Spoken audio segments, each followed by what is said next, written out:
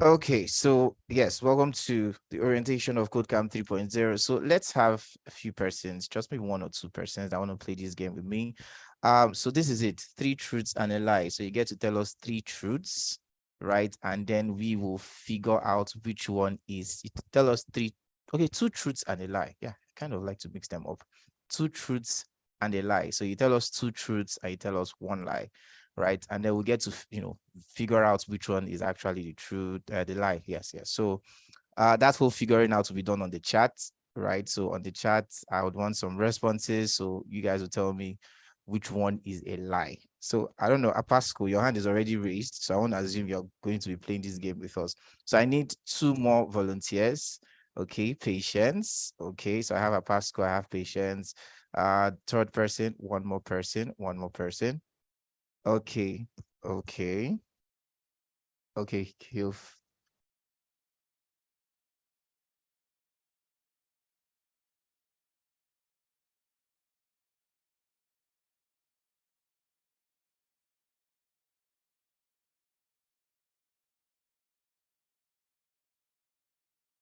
okay, so let's start with Apasco, right? That's if you're there. Apasco, can you hear me? Yes. Okay, so let's go. 2 truths and a lie. So we figure it out. 2 truths and a lie. Yes. Okay. I love watching anime. Sorry, come again. I love watching anime. You love watching anime, okay? I'm a virgin. I'm good Okay. at KodeCamp. You're good at what? I'm good at programming. You're good at programming. Yeah. Okay. So guys, you heard him. So which one do we think is a lie? Okay, thank you very much. You can mute yourself. Okay, so which one do we think is a lie? Let's hit that on the chat box, please, on the comment section. Okay, someone says not a lie, you're not a virgin. Okay. Say you're not good at programming. Say you don't sound like that. Okay. Someone says all of them is a lie. Wow. Okay.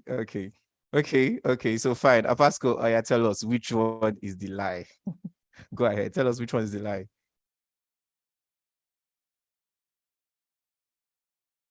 Hello, are you there? I can hear you. Yeah, so which is the lie amongst three of them? Not good at programming. Oh, not good at programming is the lie. So thank you very much.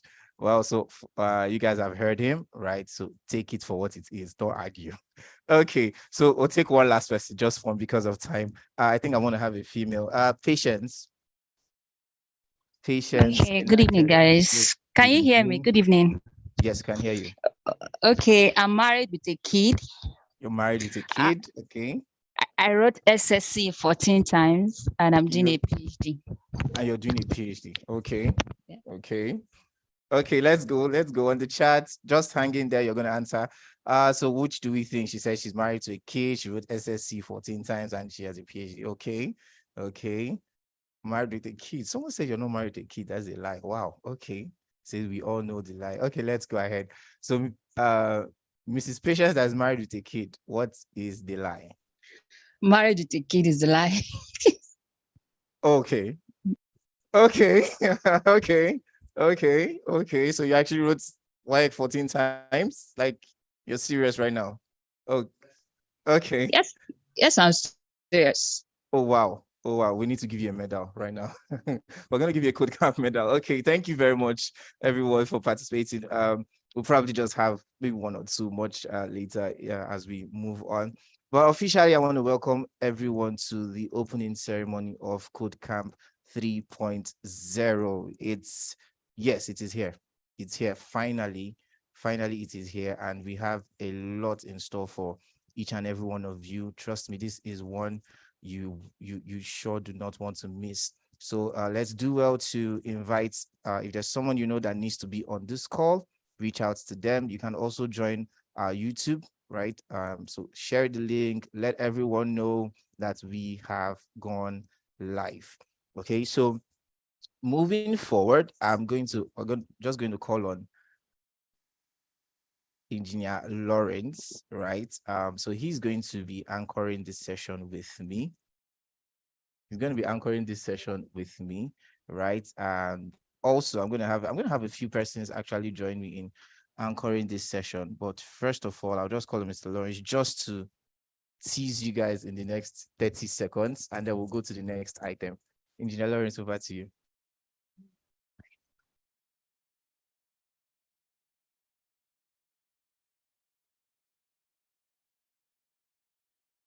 Okay, so I'm not sure what to say.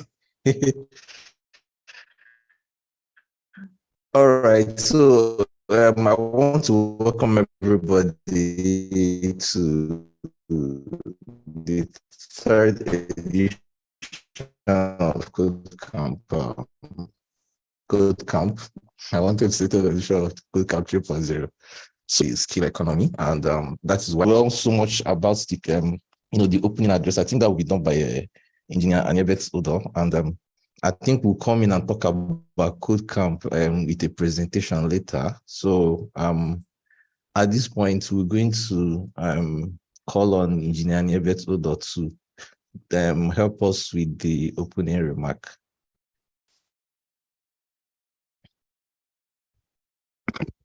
Okay, thank you, Lawrence.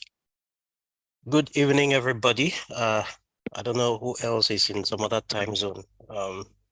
So good morning, good afternoon if you are in some other time zone. I hope everybody's hearing me. Yes, we can hear you, sir.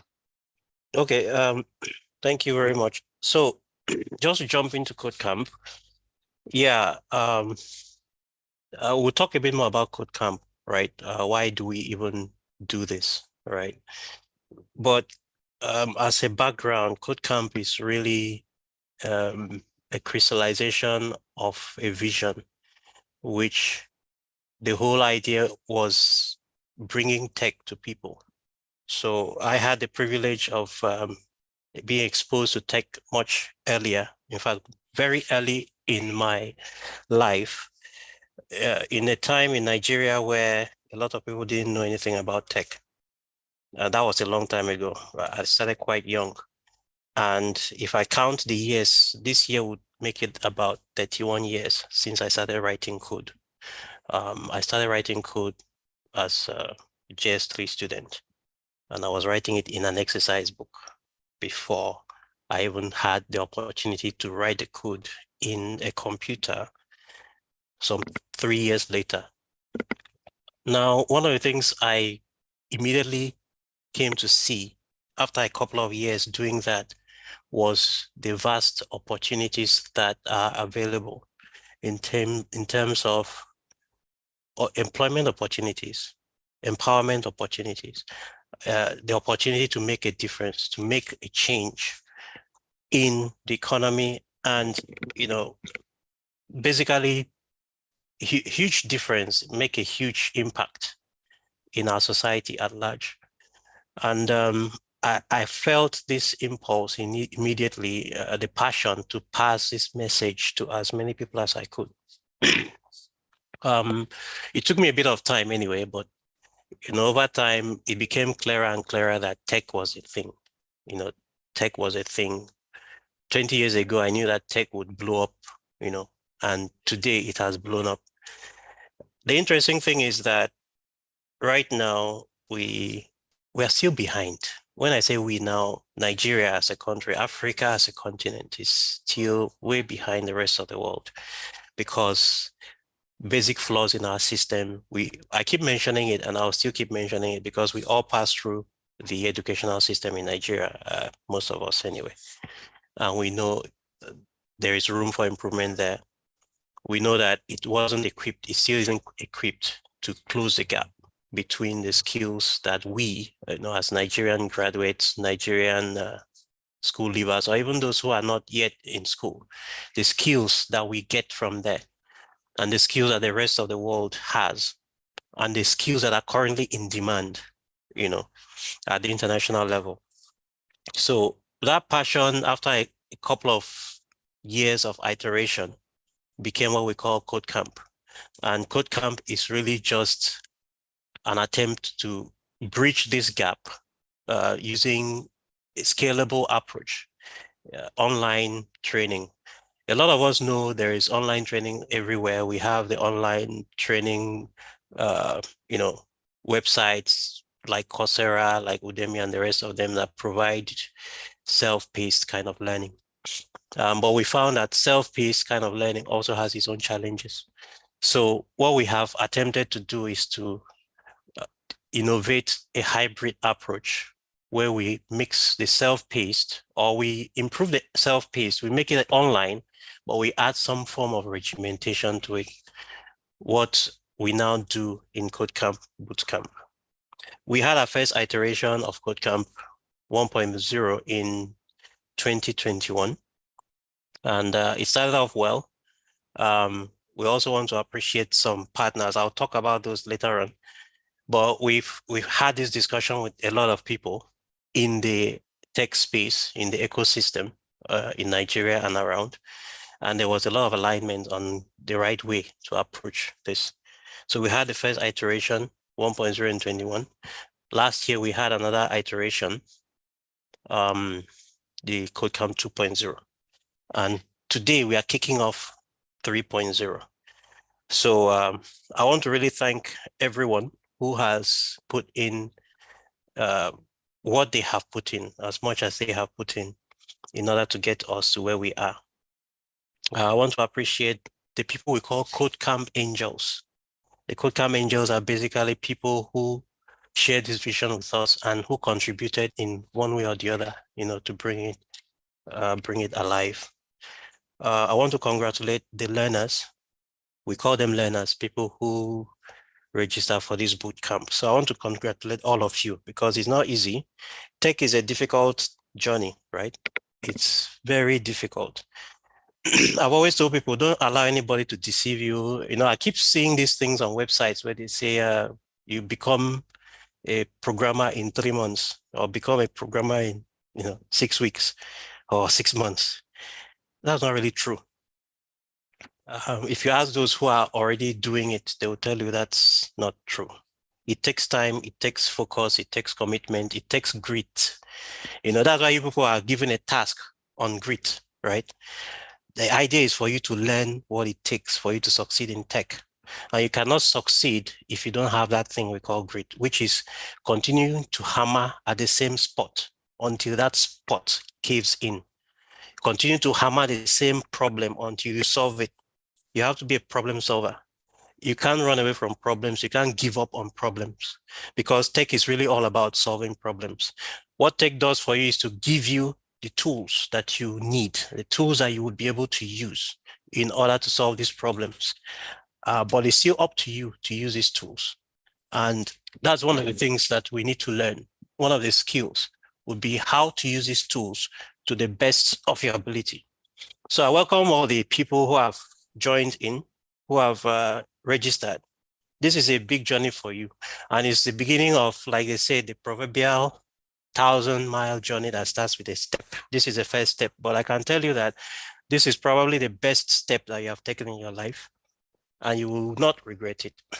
So, yeah, it's going to be tough. It's going to be difficult, but don't give up. You need to keep pushing. Sometimes it will be as if you want to give up. When that happens, just relax, go to bed, sleep, then wake up the next day and you have renewed energy. So that is what tech is about. Yeah, we really need to have you guys focus, to be serious, and to ensure that you don't give up. In fact, this cohort, I would like to have 100% graduation ratio. The first two cohorts, we didn't have up to 10%, right? In the first cohort, we had about 2,500 or so people, 3,000 people who registered, but only 150 graduated. That's a very low percentage. In the second cohort, we had about 5,000 people who registered and 350 or 400 that graduated. This is the first cohort that I'm hoping to get 70 to 80% success ratio, right? So I hope you guys are going to work with us to make sure that comes to pass. So you really need to focus and be serious. Yeah, and I want to recognize, like I mentioned earlier, the people who have really contributed. In KodeCamp, like I said, we have something called KodeCamp Angels. In 1.0, we have several people who contributed. I'll mention their names. Patrick Udo, Anselm Obunagafo, Chinonso Amechi, Chijioke Ukebu, Somto Chukwu Meziokoye, who is here with us. In KodeCamp 2.0, we also had some people who rose up to the occasion to support us. Inyabasi Ekbo, Ediomo Obongekwe, Joseph Okon, Somto again, Lekon Adeaga, and Maruf Ismail. And in KodeCamp 3.0, we are also hoping to get a lot of support from everybody on this call. I want to recognize the KodeCamp, what we call Code House X, Code House Fellows. Some of them are here. Eseo Gene, Gochinyere, Joshua, Jacob, Peace, Gochuku, Ikomobon Fimba, and Tony Okoro, who is on this call. I also want to also recognize partners, HNG internship, Mark Essien has always supported us right from when we started KodeCamp 1.0. And Sika Ata of Innovantics. These are people who have been taking interns, from KodeCamp and giving them the opportunity for real world experience, building apps in a corporate enterprise environment. And we now have additional partners who are coming to join and support us. We have Bukola, Amanda, Messenger, we have Baba Tokbe, we have Onyime, and the other speakers that would also be on this call. I really wish to recognize. I mentioned some of them already. Nixon, thank you. Amanda, thank you. Baba Tokbe, Onyime, Winner, and Bukola. So a lot of other people out there I may not remember to mention, but I want to appreciate all of you for the support for KodeCamp. And what I want to tell you is we will be happy about the outcome of this. And I hope that we will make an impact, definitely, in the tech space. So having said that, I want to say thank you.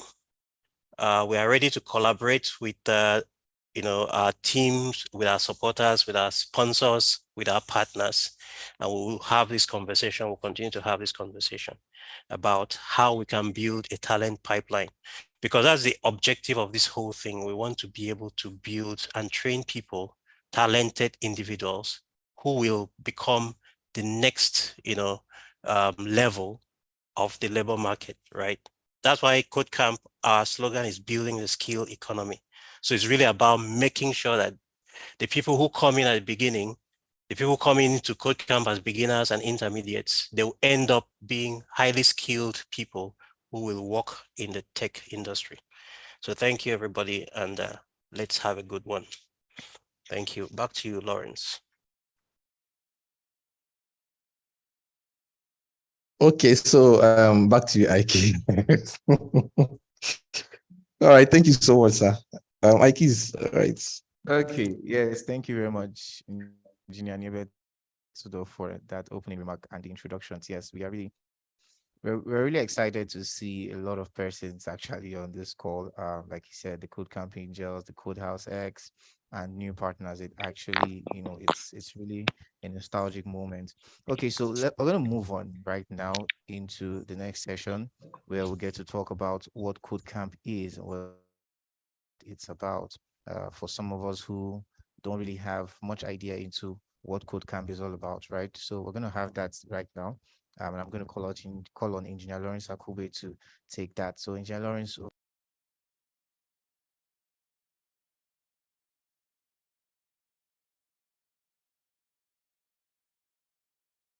Okay, thank you very much, Ike. I have just 10 minutes to go through the slides. Please confirm when you can see the slide.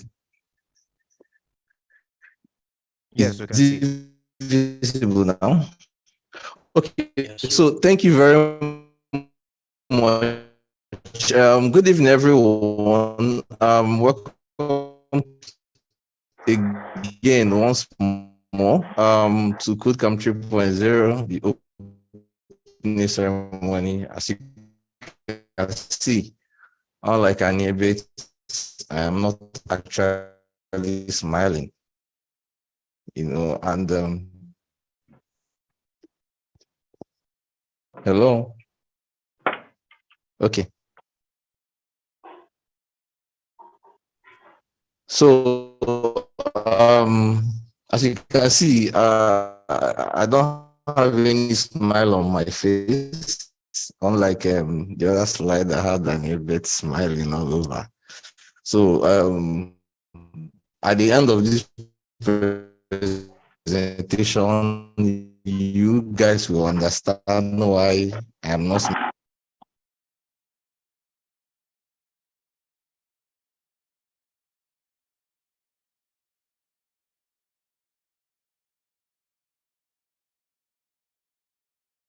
Okay, so apologies about for that. Things having a network issue. So just a minute and that will be sorted out.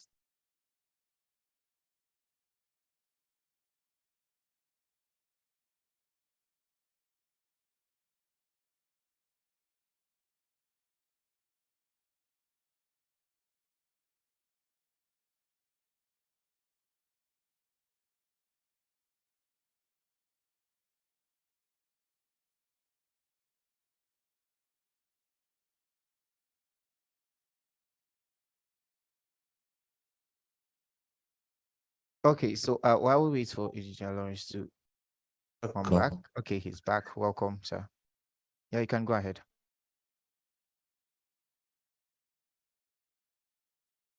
Okay, so I will just continue. I think I've already lost 2 minutes. So okay, the motivation is actually that we have a growing young population in Africa. The slide there shows it. This research is from United Nations. Okay, so mean that we have a lot of people that we can actually harness the potential. So that's why we are doing what we are doing, because we have the raw material. All we need to do is to turn it into usefulness. And it has been projected that if things remain the way they are, we're going to have a serious shortage of tech skills. This research is by IMF, International Monetary Fund, and Africa should actually be the next destination, for sourcing tech skills in the world. So this is why we are doing KodeCamp, right? Again, we have, growing unemployment rate in Nigeria. It's not a story. In the next couple of slides, I don't even need to run through the number. It is obvious, right? This picture, I normally show it at the beginning of every of my presentation. Some people might have gotten tired of it. This was in fact, most of the people on the call, I'm sure you've not even gotten admission when this thing happened. This was immigration tests. They use 6 centers in Nigeria, and this is unemployment in picture. Believe it or not, this is not Olympic game or all African games. So there are a lot of other pictures that show this as well. I think 14 people lost their life, including a pregnant woman.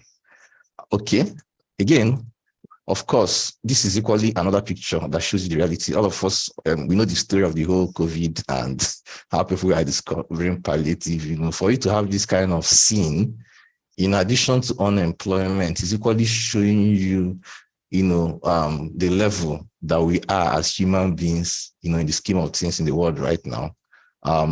It's good that we actually see these things in picture as well. Then for people that want to make it watch Big Brother, but we don't actually see the reality before the actual housemates. So for those, I think that there's of people, this is in just one center, and that they do audition all over Nigeria.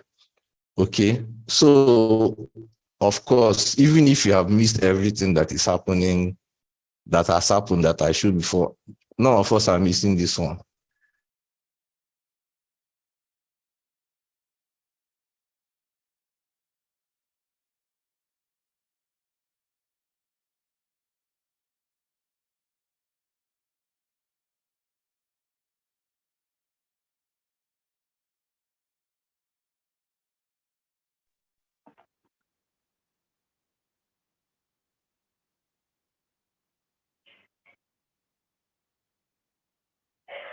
Okay, good evening, everyone. So yeah, I'm going to just continue from where he stopped, right? So when he comes back, he just finish that up.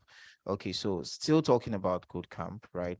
I'm just going to be talking about CodeCamp 3.0 to be specific, right? Engineer Bed already told us about CodeCamp. We had the first cohorts 1.0, 2.0, and now we are in 3.0, right? It's been an interesting ride actually, right? So let me just run us through um CodeCamp 3.0, right? What is it about? What are you going to actually see in CodeCamp 3.0 and that? So let's just do that very, very quickly. Right. So about CodeCamp 3.0. So far, let's start with a bit of statistics, right? This is as at today, right? We've had about 1,000 plus registrations, right?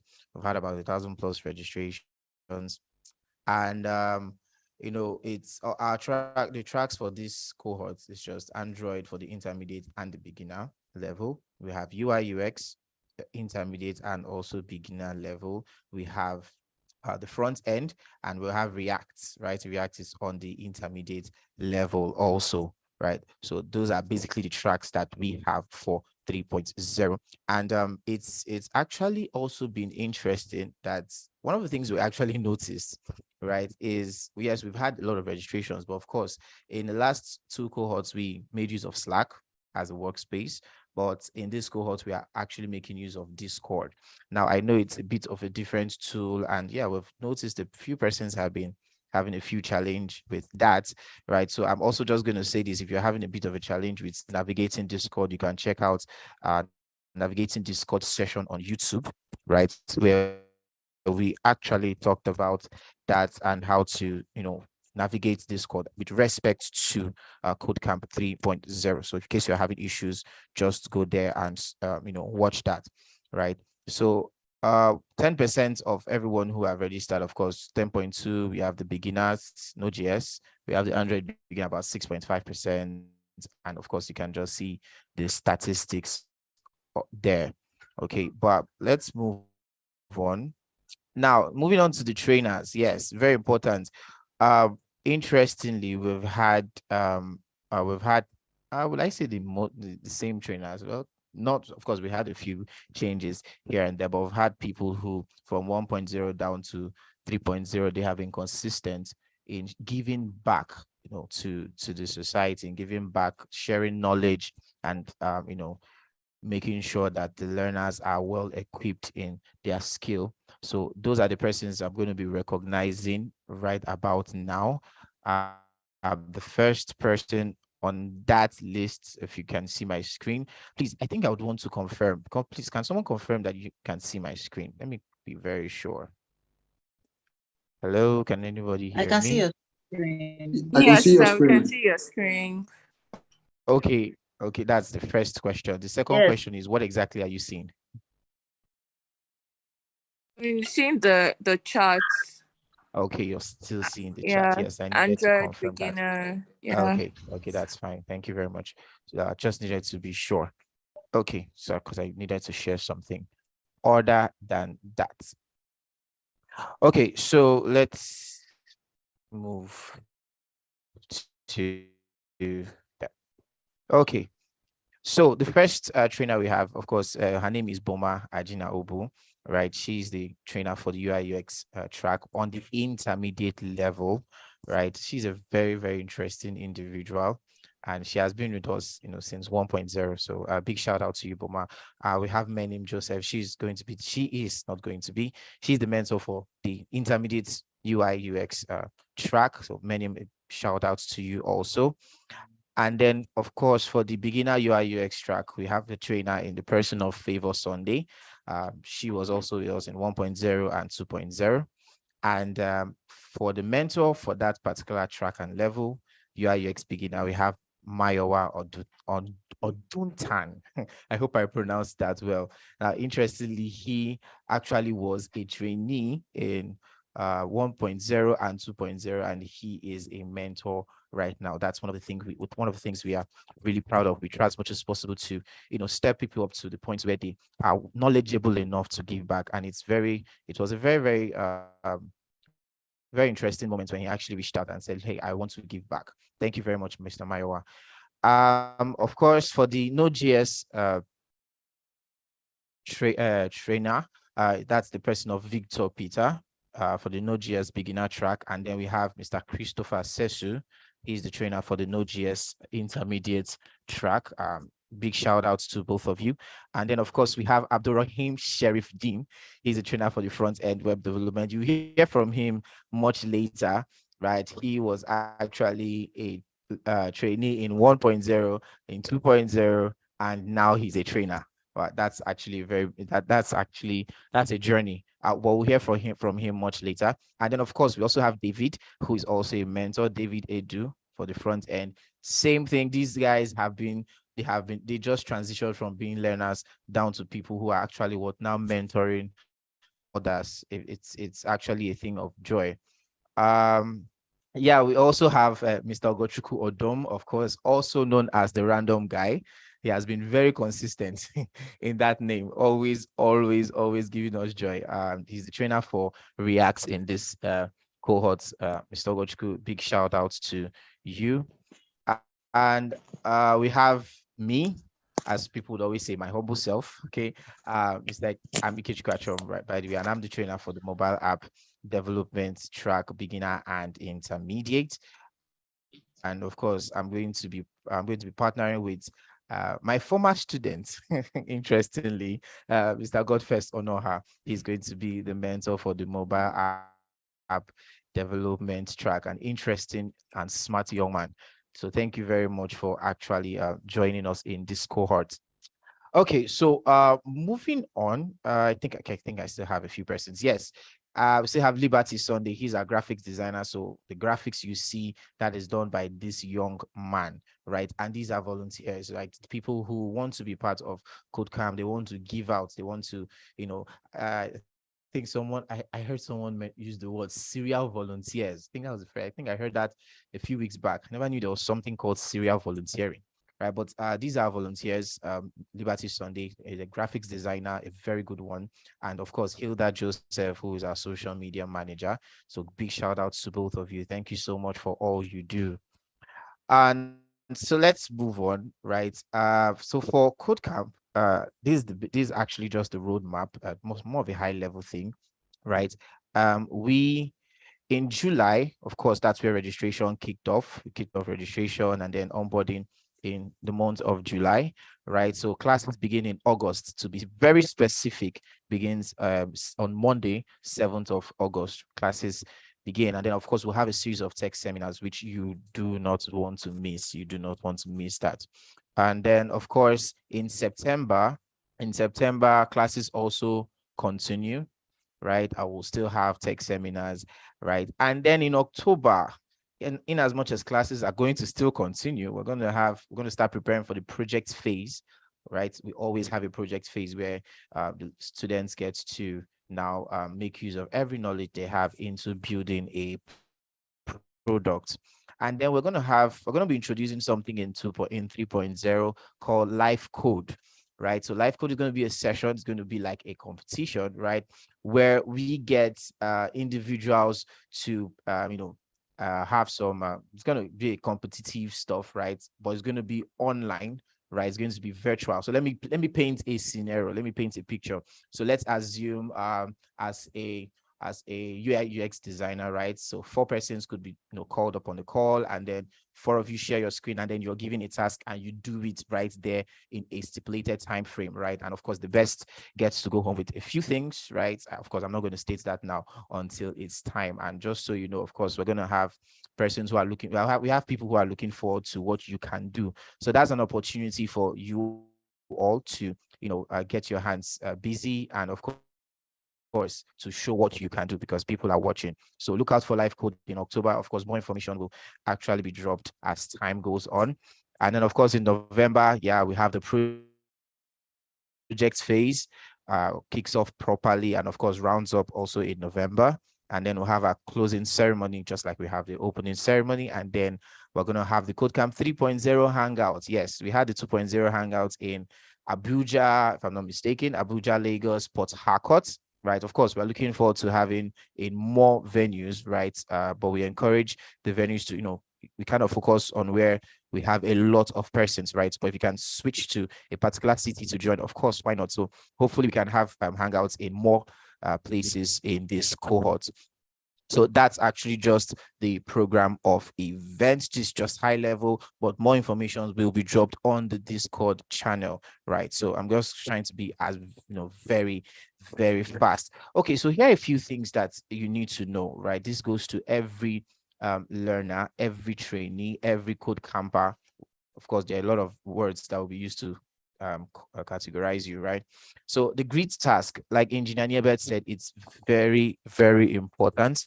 The grid task is very, very important. So do well to look. If you have not done your grid task, right, that means you are not part of the program. It's what qualifies you for the learning phase, right? So if you're on this call and you haven't done that, please do well to go to the Task Zero channel, go to the Find a Peer channel, get someone and what do that task. So it's a task for 2 persons. You get a peer and then both of you do the task and you submit individually. It's not a joint submission, right? Like I said, that is what qualifies you for the learning on Monday. Yes. So if you haven't done your grade task, of course, you will basically see you are actually just at the same level. You're not going to be able to see the various channels, the level channel or the intermediate level what channel. Now, the second thing you should note is the intermediate test. The intermediate test, this is for those in the intermediate level. This is for those in the intermediate level, and this qualifies you to remain in that intermediate level. So do well to do that test, and of course, the deadline for that is on Sunday. So by Sunday, you actually just know if you were successful or not, because your role will either change or remain the same. Now, as for usernames, please do not change your usernames, please do not change your usernames, or except I tell you to do so, right? And if your username is 2 words with a space separating them, please reach out to me before you change it. But if that is your username currently, right, and you have not done the grid stacks, please update it. Your username should just be 1 or 2 words, but if it's 2 words, there should be no space in between. You can use periods or you can use underscores, right? And then please, it's very important that you always follow instructions. Now for the stages, right? In KodeCamp, stages runs from stage 1 down to stage 8. So, and to move to every stage, there are promotional tasks. So please do well to be very, just follow the instructions that are given, right? Now for roles, this is just for you to know. There are 2 basic roles that you must have to actually start your learning. It's either you're in the beginner level role or you have the intermediate level role. If you do not have either of these 2 roles, then it means that you are not, or you are yet to be part of those who will actually kick off their learning. So please note that. And of course, channels, you should be able to see your track specific channel and your track level channel. So if you're a beginner, you should be able to see the beginner level channel. And if you are for, let's say, front end, you should be able to see the front end channel. If you cannot see these 2 things, that's also a red flag, right? That should also let you know that something needs to be done. And I know some of you might have questions. If you know you have done your grid stacks, don't worry about it. If you have done it and you've followed every instruction, you have nothing to worry about. So thank you very much. I'm going to just hand over to Engineer Lawrence to just round up his presentation, and then we'll go to the next item on the list. Thank you very, very much. Thank you very much. Over.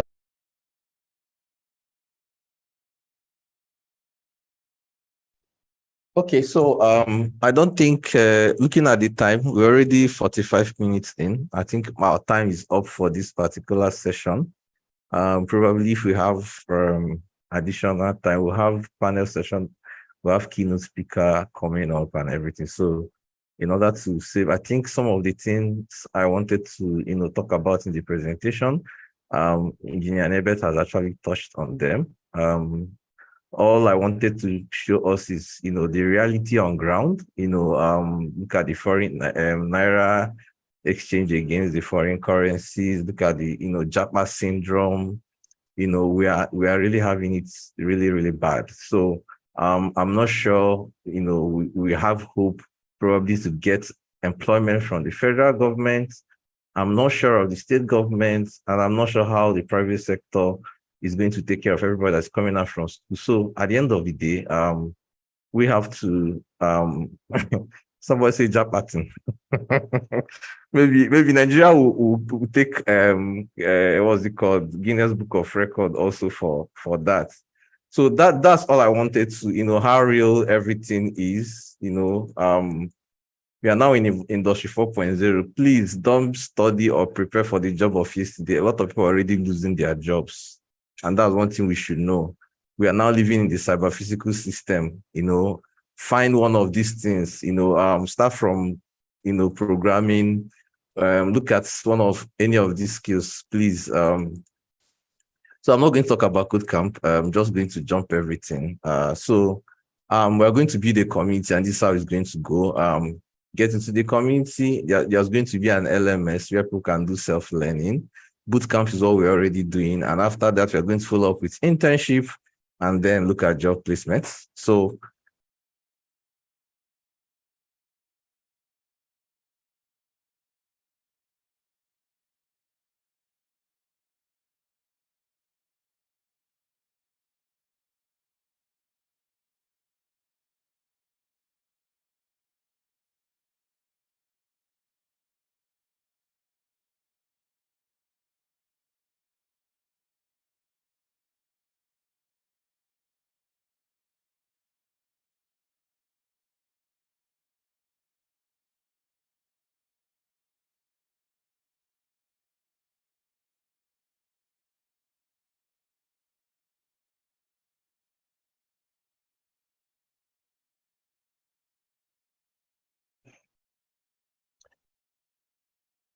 Apologies. all right. So guys, I think I'm done.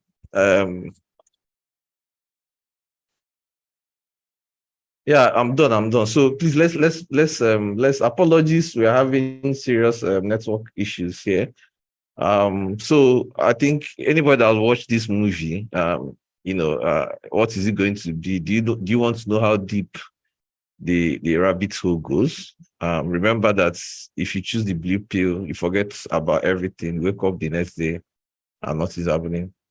But if you choose the red pill, it means that you are going to actually go into the the matrix, and our Agent Smith is poverty, is going to pursue you around, and all of us need to, succeed. So just remember that what we're offering is the truth and nothing more. So thank you very much. At this point, I think I will yield the mic so that we can go on to the next session immediately. We have the keynote speaker. I think I'll hand over to Ike to introduce the keynote speaker so that we can continue from there. I can actually share the slides later with everyone. Thank you very much. Okay, thank you very much, Engineer Lawrence. Okay, so we're going to go straight into the keynote session, and that's going to be handled by none other than Mr. Babatope Olajide. Mr. Babatope, please, over to you. Thank you, Heike. Is it possible for me to share my screen? Okay, I can share my Yes, screen. you can. Good. Can you guys hear me? Am I audible enough? Yeah, you're audible enough. Go ahead. Yes, we can hear you. I can hear you. Yes, you are. Thank you. So good evening, everyone. Please, can you mute yourself so I don't get the echo back? Someone is echoing back. Okay, good. So this evening, we're going to be talking about unlocking your potential. And I will tell you about the journey to becoming a skilled IT professional. Okay? It's very important that we know what we're doing. I was in ECHET probably 10 years ago doing the same thing. And today, I wouldn't say I'm in a better place, but I'm also in a better position. So this is a valid statement. This is to validate that whatever I'm going to be saying here today is real. Okay. So unlocking your potential, how can you become a skilled IT professional? Before we go into how you can become a skilled IT professional, let's take a step back to understand what the problem is. Because if you don't understand the problem, then you would be solving the wrong, you'll be having a solution to the wrong problem and you wouldn't achieve anything. You're just going to go in circles like what most people do, especially people in power. So what's the problem? What are we facing right now? We're facing what they call opportunity, lack of opportunity for most people. Because the truth is that everywhere you go, talent is equally distributed. Whether you're in Nigeria today, you're in Canada, you're in England, you're in America, you're anywhere in the world, you have a talent that is peculiar to you, but you might not have that opportunity to manifest that talent. Okay? How do we ensure that those that have a unique talent get that opportunity to manifest it? That's what we're trying to solve in KodeCamp and whatever I engage in. Why? Because if you don't identify your talent, if you're not given that opportunity, you would never be able to achieve your dreams. Look at Mbappe, for instance. Mbappe is a star. Why? Because he was able to identify his talent and he had the opportunity to achieve whatever he set to achieve. What is the problem?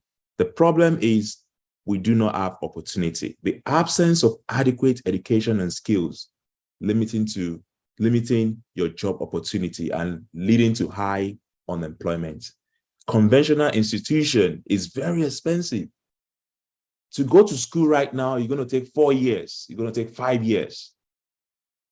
And when you finish, the thing you studied in school is not in alignment, is not in sync with what the industry is asking for. You go to school to study chemical engineering, but AI is solving engineering problems. So why do you want to spend 5 years studying chemical engineering? Even the model isn't viable.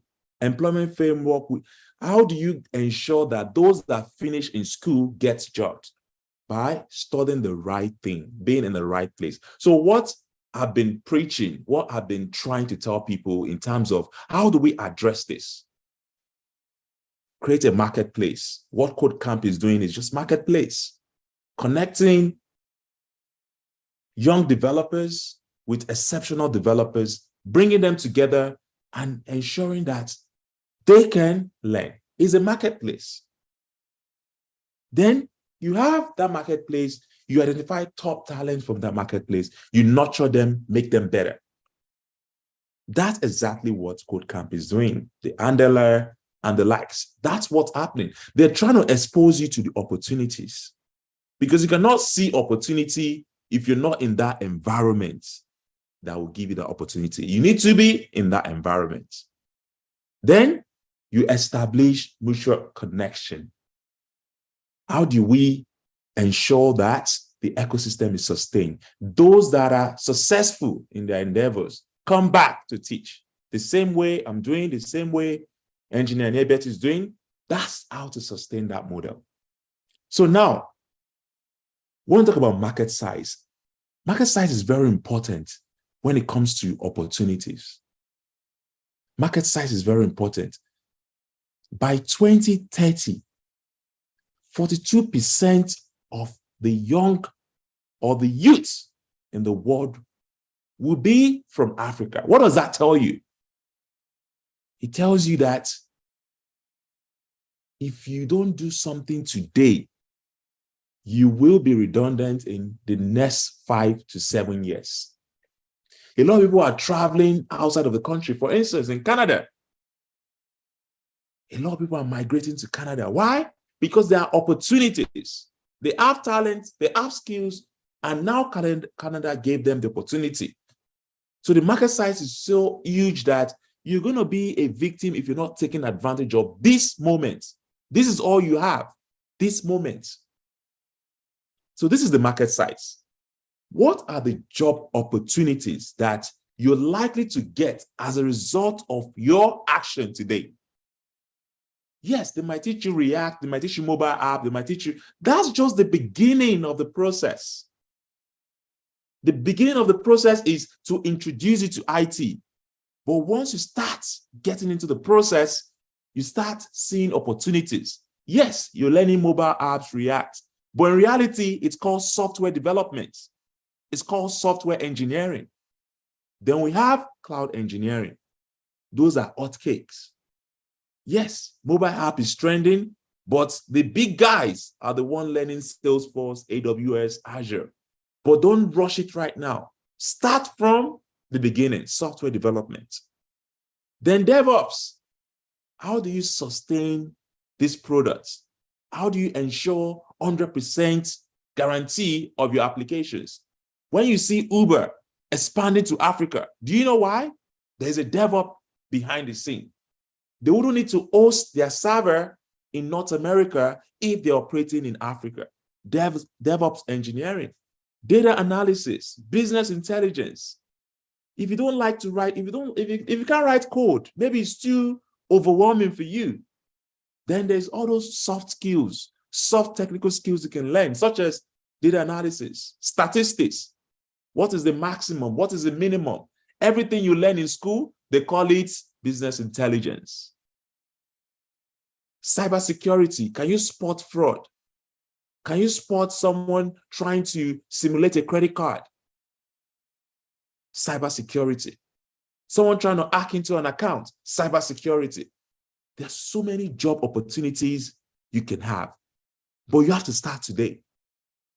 You have to start today, because if you miss it, in 5 years' time, someone in this group will be preaching to you. The same way I was preaching to some people 10 years ago in Eket. I was in Eket 10 years ago. Someone will be preaching to you, and the person will come from this group. Trust me on that. Okay, let's say you don't like that coding side. Yes, still learn it. But let's say you don't like it. There's what they call project management, technical project management. You know a bit of technical stuff, but you don't have to write code. Technical support specialist. There's someone in Nigeria working in my company that makes about 500K a month, and is in Nigeria. What is he doing? Technical support. Implementation consultants. How do you implement a solution? You don't need to even do it. Just tell them how to implement it. And for some of you, you can even venture into startups. All this stuff is what we do in my company. We try to teach people, and we give them the opportunity to explore whatever they want to explore. The opportunities are endless, but you need to start today. It's very important. A lot of you will be in this room today, you'll be thinking it's about coding. No, it's not about coding. It's about what you are becoming. Set a goal to become a millionaire today. You might not become a millionaire tomorrow, but it will transform your thought process. It will transform your life, because it's becoming that changes life. It is not right now. It is what you will become. So when you face challenges in the coding, you're not getting it, don't give up. Why? Because you're becoming a developer. You're going to see other opportunities. It will appear to you. It's like a dream, but you have to start today. Now, how do we achieve this together? Look at, I've said a lot, enticing stuff, nice stuff, but it's very hard. How do we achieve this together? How do we make it happen? You start with your why. Why are you here today? Why are you in this forum? Did someone send you the Zoom link? Are you joining because you're following the crowd? Why are you here today? My why for me then was money. I needed to liberate myself. I needed to liberate myself. I needed to make money. That was my why. But my why is now different.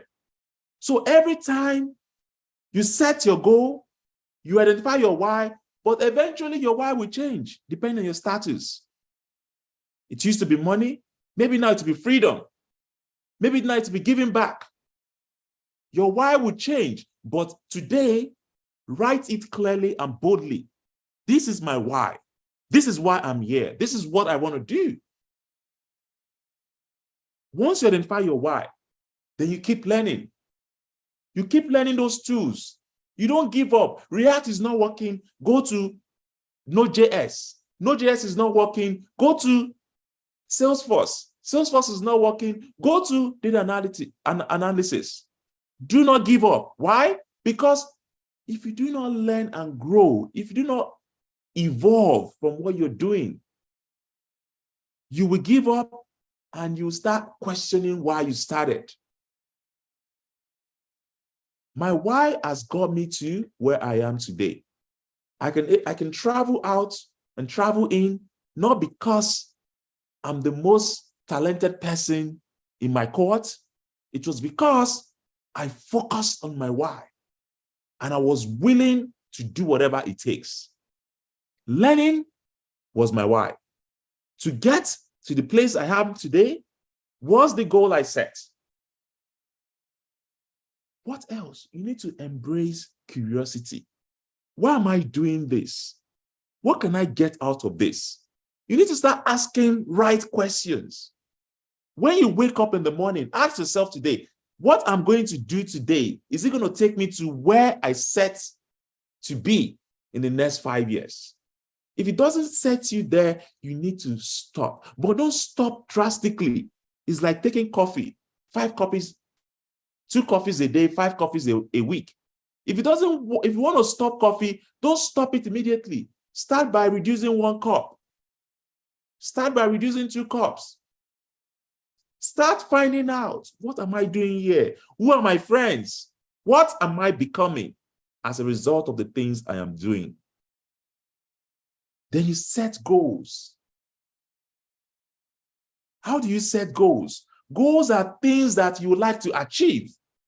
I want to become a software developer in the next 1 year. I want to become a DevOps engineer in the next 2 years. I want to become a cloud engineer in the next 3 years. Set goals. This is the beauty of goals. You don't have to achieve it tomorrow. You don't have to achieve it in 12 months' time. Set goals for what it will make you become. When you have goals, you now break it down into what they call milestones. What are milestones? Milestones are the things you celebrate on a monthly, weekly, whatever basis you've set. My goal is to become a software developer in 1 year. My milestone is 12 months. The first month, HTML, master HTML completely. Second month, CSS, master CSS completely. Third month, JavaScript, master JavaScript completely. When you celebrate your milestone every month, in the next 12 months, no one will ask you who you are. You will become a software developer. But don't become a software developer tomorrow, because you cannot become a software developer tomorrow. You can set goals to become a software developer. Then you break it down into milestones. And every day you do what they call activities. What are activities? Activities are the things you do on a daily basis. When you wake up in the morning, you're about to go play football, you're about to go to watch Chelsea, you're about to code. Which one do you want to do first? Activities. Which one is in alignment to your goal? Which one will make you achieve your milestone for the month? You do that first. Then the leftover, you go watch football. The leftover, you go clubbing. The leftover, you do whatever you want to do. But you focus on your milestones. Activities, milestones, goals. That's the secret to success. Then you will see a lot of people doing a lot of stuff. Don't copy them. There's so many trending stuff. Blockchain, Bitcoin. I don't have a Bitcoin today.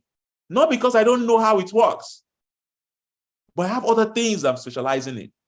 That's my passion. I chose my path. Don't choose whatever people are doing. Don't just fall into any path. Choose your path. Tell yourself, this is where I want to focus. This is what I want to do. Don't listen to other people. Bitcoin is worth trending today. Then you go and buy Bitcoin. Then the next thing you lose all your money. Ask yourself every day, the decision I'm making today, what is it making me to become? Am I going to become a software engineer or I'm going to become a gambler? Obviously, becoming a software engineer has a brighter future compared to you betting and becoming a gambler. Then you embrace challenges. It will not work all the time. You will fail. You will fail. When I was 15 years old, I was learning computer programming, and trust me, I failed several times. But today, they pay me over $250, $300 per hour to do the things I learned 15, 20 years ago. It's insane. Anytime they pay me to do stuff, I usually ask myself, I hope I'm not cheating these people. But it's because I know how to do it. I have failed several times. I have put round circles into square holes, and I've hated myself. I've spent 24 hours without sleeping. I've paid my dues. Today, I can talk in front of you not because I am smart, not because I'm intelligent. It's because I paid my dues. And I've given everything to make me who I am today. And the opportunity is open to you as well. It's not going to be who is the smartest. It's not going to be who is the fastest. It's going to be who can persevere despite the challenges you face. Then make sure that as you're growing, you don't discard your learning. No, you don't learn HTML today and forget tomorrow. Build a portfolio. You don't learn JavaScript today and forget tomorrow. Build a portfolio. So the next job you get will pay for your experience. There are some websites I designed in one day. Why? Because I have a template. Once you have a template, you don't have to crack your brain. So when you find a solution to your problem, save that solution because someone will pay for it in future. Save your work because someone will pay for it in future. Create your resume. Make yourself attractive. When you want to look for a job today, the first thing they ask for is your resume. Do you know why they ask for your resume? They want to know who you are. They want to know what you've done. You have to build a portfolio and you have to start today. Your resume is a representation of who you are or who you would like to become. Who you were is someone that maybe studied engineering in school, then you find out you're doing something else. That's who you were. If you don't like who you were, you can change it. You can change who you were to become who you would like to become. I was an engineer. I was on ExxonMobil, offshore, all ExxonMobil platform. I've been there. Those were my passion. Those were my goals. When I want to look for a job in IT, they started asking me, what's engineering doing in IT? What is oil and gas doing in IT? Do you know what I did? I removed everything from my resume and I created a new me. How did I create a new me? I used my portfolio. My portfolio is everything I've done during my learning. Then I created a resume out of that. So all my engineering experience, all those ExxonMobil funds, I took them off.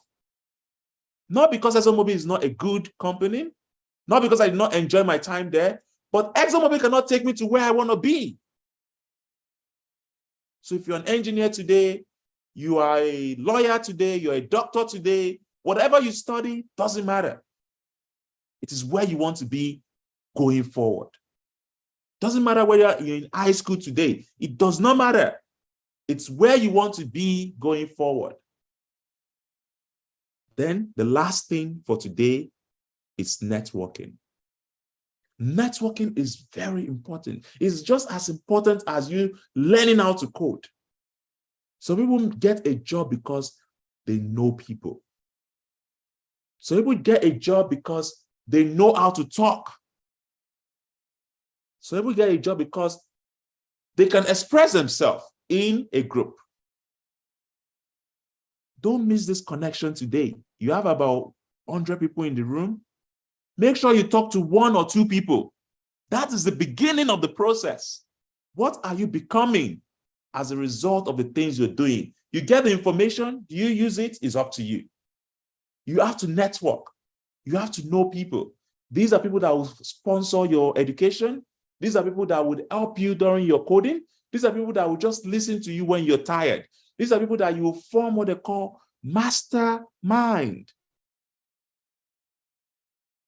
Mastermind is very important for your success. You can never achieve success alone if you are the only person trying to figure it out. If you have a mastermind, you get a job, you do it together. You have a mastermind, there is an opportunity coming out somewhere, you work together. Networking is just as important as your skills. Use it and make sure that you are successful in your endeavors, okay? That's all I have for this presentation. I will tell you that at Blackforce, which is a company I work with, I own, we do have opportunities for talented, exceptional people. One of the things I've discussed with KodeCamp is maybe we can have a special talented edition for those that are interested in just learning, and hopefully they can at some point work with us. I have about 3 to 4 people from Nigeria working with us, okay? And with this opportunity, it's endless. The more talent we have in the pipeline, the more opportunities we can have in the future. And guess what? Talent is everywhere. Doesn't matter whether you're in Eket or you are in Toronto or you're in New York. You have the same skill, you have the same talent, but you just need opportunity, which is why you're here today. I hope you've been able to get 1 or 2 things, and I wish you all the best in the journey. Take care. Thank you. Over to you, Hyde. Okay, thank you very, very much, Mr. Babatope. Thank you so much. That was actually a very, very impactful one. That was a very impactful one, and okay, can we just give a round of applause? Like, let's just a round of applause. You can just use I want to see people give a round of applause. Like, I feel so energized right now. Like, I feel so energized. Like, so I don't know. I feel like just becoming a code camper, and somebody should just take my position right now. Like, that was really, really, really insightful. I for one would love to just have your slides, sir. And if you can send it to me, sir, let me just draw grace. Thank you so much, sir. Thank you so much. Okay, moving on. We're going to be going to the panelist session, right? I'm not going to actually say much about it. I'll let the person who's going to be anchoring that to, handle that. And that's none other than the amiable and beautiful Amanda Etuk. I used to be confused whether it's a miss or a missus, but let's just leave it at that. Okay, over to you, Miss Amanda.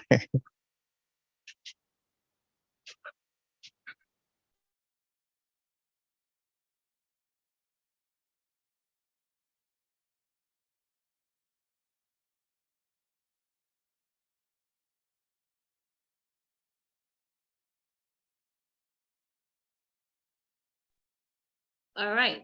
Thank you very much, Ike. And then the last speaker has said a lot of things that we're going to cover in the panel. So just thank you, Babatope, for sharing your experience. I hope that it was encouraging for a lot of people that are here. And then I just want to welcome the people that are on this panel.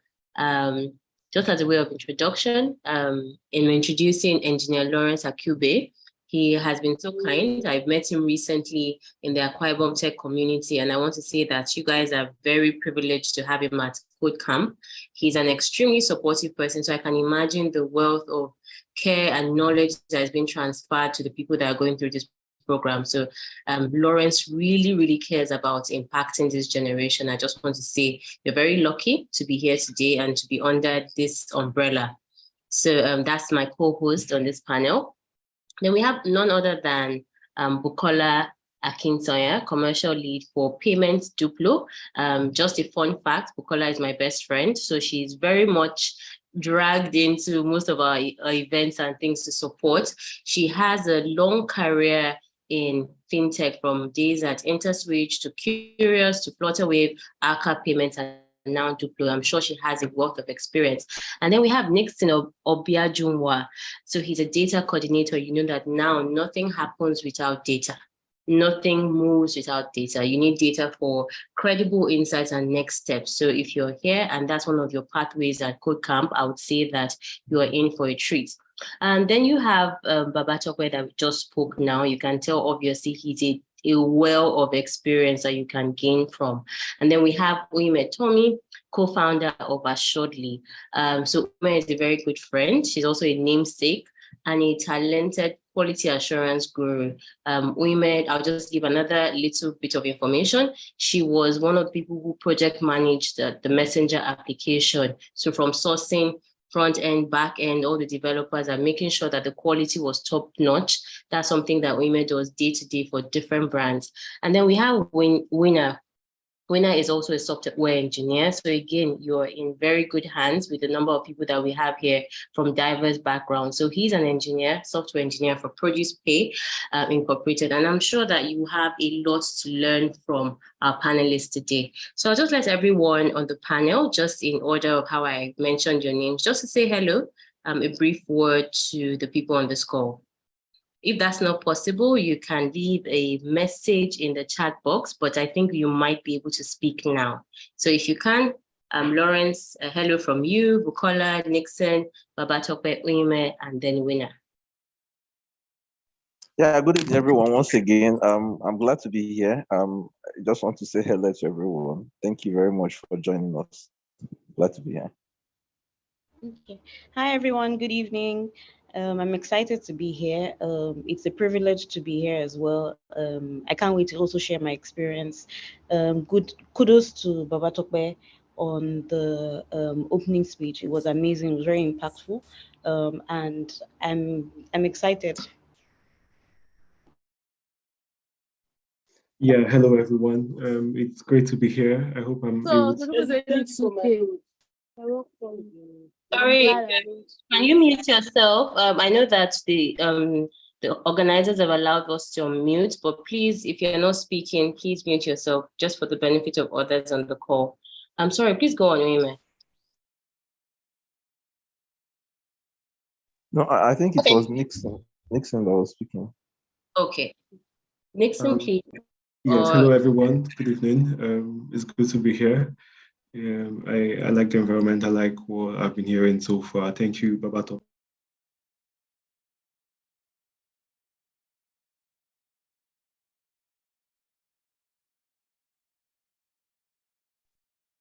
Hello everyone, can you hear me?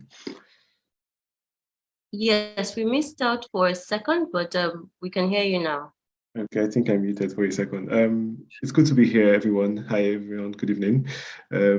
Thank you, Babatope, for your presentation. It was quite good. I learned a few things already.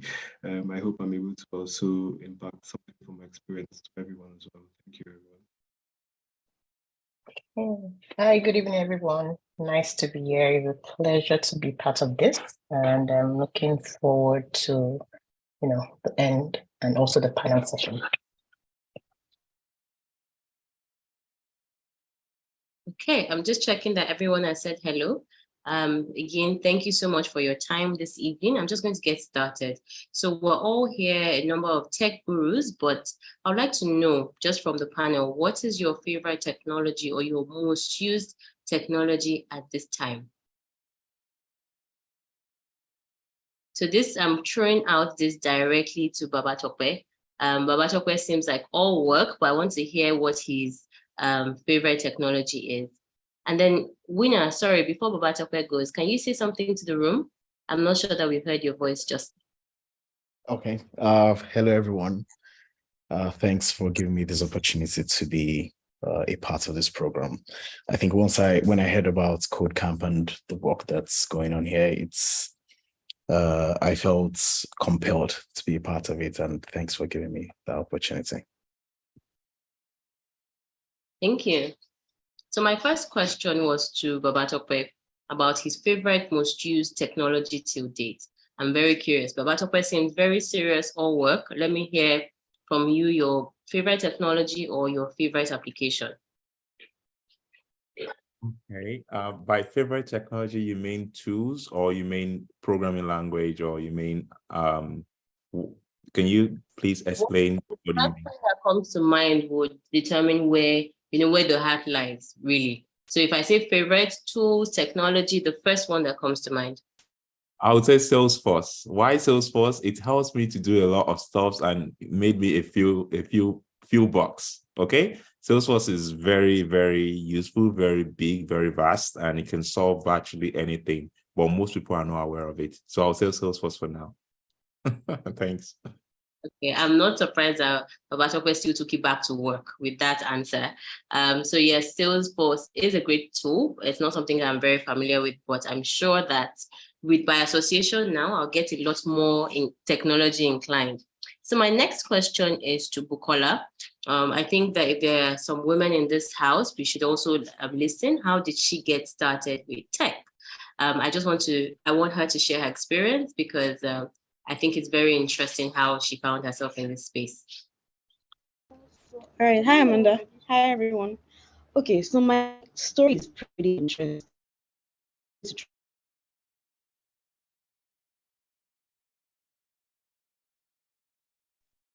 Bukola, we can't hear you.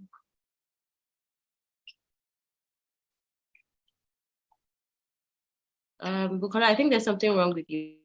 I think there's something wrong with your network. Okay. Okay, so I'm just going to throw this question to Uime.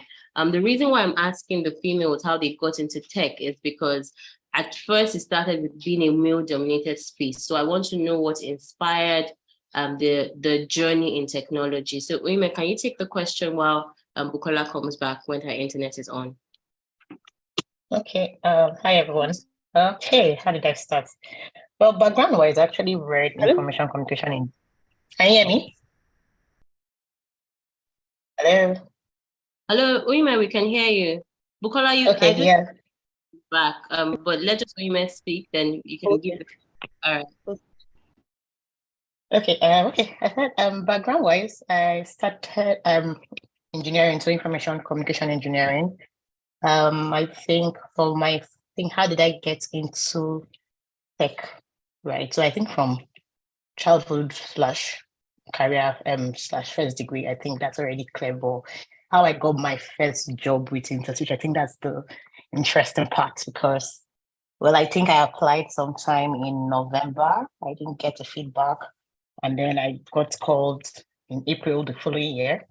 And I think on that day, what happened was that it was an interview batch for both developers and QA. I knew I was not going to be a developer. So when they said, oh, more like, okay, which one are you for? I just said I came for quality assurance. I've never done it before, right? And well, I just knew that it was definitely not going to be writing code. But that was it, right? So I got into Switch. I think for me, starting from then on, because Switch is like the fundamental / my success story. Starting from then on, right? We got in as entry level, and I had the most amazing bosses / thing, which pretty much geared the force and built the interest and the love for what's I currently do today on a day-to-day.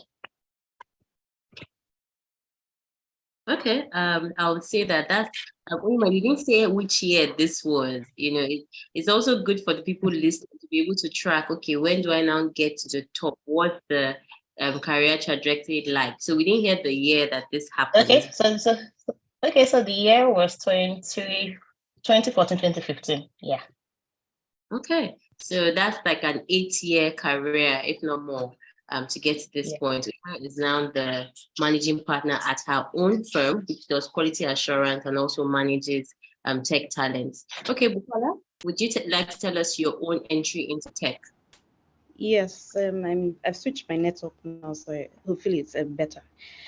So just like Uyime, another fun fact, we worked in InterSwitch together, and just as she said, it was an amazing journey. Especially, it was very, in fact, my first formed years started my career as a telesales agent. I did that for a couple of days, and I knew that I wanted more out of tech. As at that time, this was 2014, you didn't have so many women within tech that you could aspire to look up to. But one thing I did know was I wanted to learn it and I wanted to do it. So I think 2 weeks after, I moved into sales. I did sales for a couple of months. I was then moved into service management. Another thing I did was to learn data, learning how to use Tableau, run SQL queries, basically understanding tech from scratch by myself. Service management, I moved into products. I worked on a couple of products. One of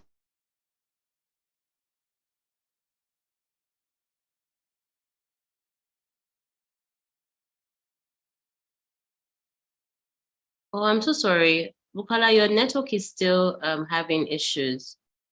as well, that without the knowledge of tech, right, I did not know how to sell. I didn't know how to sell technology products. So one of the things that I really, really did enjoy from my learnings in InterSwitch was, one, to get my hands dirty, build quite a number of products, and then grew my portfolio, which was more in core payments. So everything payments as you would know it, right? And it's been interesting. A lot of the things that Babatope said are things that just reminded me of my early days.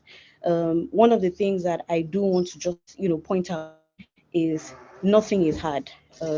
This tech, you would understand it and you would grow. There are so many opportunities. There are so many opportunities, as well as so many different things that you can do with it. So many learnings that you can take and do with this. So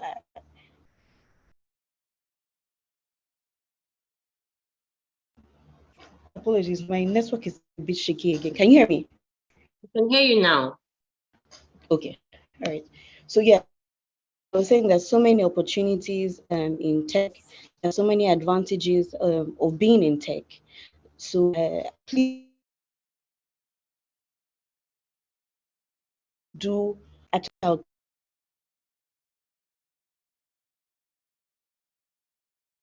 Oh, we're so sorry. We're missing out on a lot of the gems that Bukola is dropping.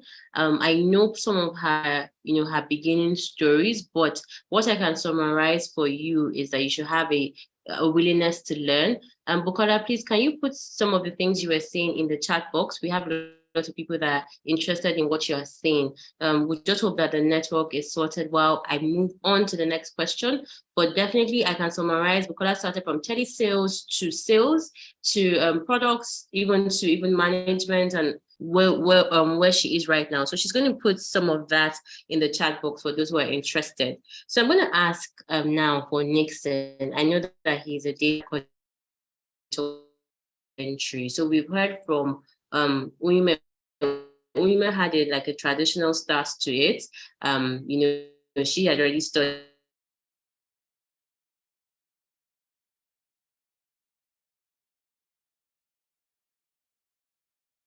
for people in tech. I know that KodeCamp is making it easier for really to get into the job market.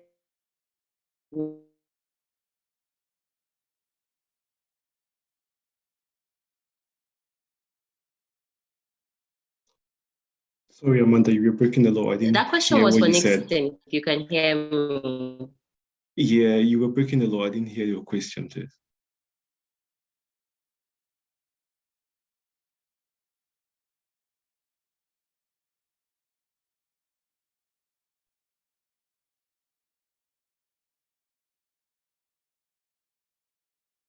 Sorry, if you can hear Nixon, please put a smiley or an icon in the chat box. Let me be sure that this is not from my end, that anybody else can hear the session right now. Okay, I'm going to ask the question again. I was asking Nixon, what would you say the barrier to entry is for tech? A lot of people have non-tech degrees and non-tech backgrounds, but how do people get started, especially in the workforce? So yes, a lot of people can hear us now. So Nixon, if you can take the question.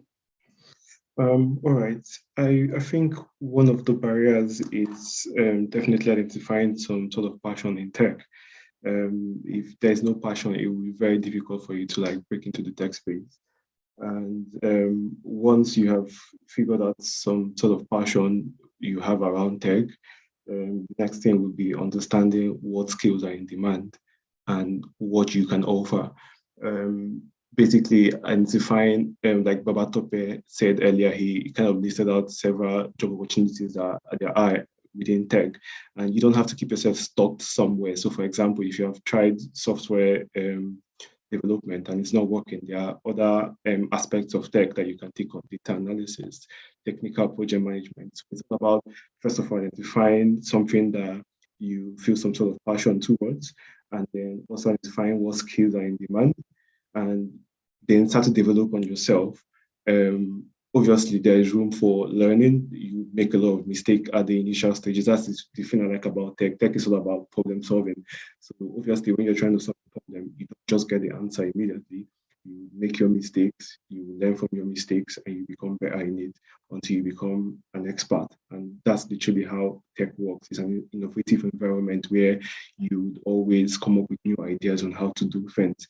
And that's what I found interesting about being in the tech space. And yeah, some of those general barriers would be, first of all, identifying what you're passionate about, understanding the skills in demand, and knowing what you can offer and how much you can learn. I think another barrier would be like uncomfortable company culture. So a lot of times when people have kind of like found their passion, they understand the skills in demand, being able to break into the workspace would become a bit tricky because of company cultures or regional differences. For example, someone that is trying to work remotely, obviously the culture at which the work practice in a different environment might be different from your local environment. So being able to understand how to work at par, it's something that will obviously take you time to do, but it's very doable. Yeah, these are definitely some barriers you might face when you are getting into work newly. I'm going to use myself for example. So I had never really worked for anyone before I moved down to the UK. So when I got into the work environment in the UK, it took me a very good while to be able to adapt to the changes that I met in the system. First of all, the cultural shock was the first thing, like the fact that there was a set work pattern and there was no boss. Like in Nigeria, for example, we have that whole work hierarchy, which is highly respected. Or in the UK, it's everyone is seen as equal, and it's more a team environment than you being totally answerable to someone else. So these are some cultural differences that you would meet, and if you're not able to adapt to them quickly, you might be struggling. Not that you might not have the skills or you might not have the experience, or you'll be struggling to be able to work in that space and develop and grow yourself. Yeah, these are some of the I think quite easily notable barriers that limit people from getting into the tech space. Thank you so much for sharing. Winner, I would like to ask, at this stage where we're in, do you think that local talent can compete globally? So I've heard a lot of arguments that African tech has not produced a novel product yet or a novel technology. But what's your take on this? Can local talent compete globally in today's world? Definitely, most definitely. I would lean on something that Babatoke mentioned during his talk, which is a very key aspect, and I think something that has been missing from the space for a while right now has been opportunity.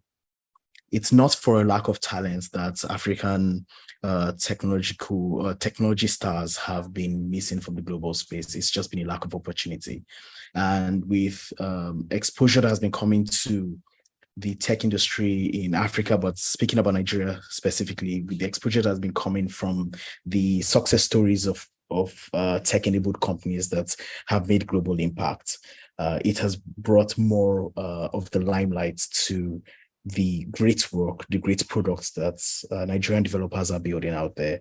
So I don't think the statements and the criticisms of the quality of tech talents in Nigeria and Africa as a whole are really grounded in at least modern reality.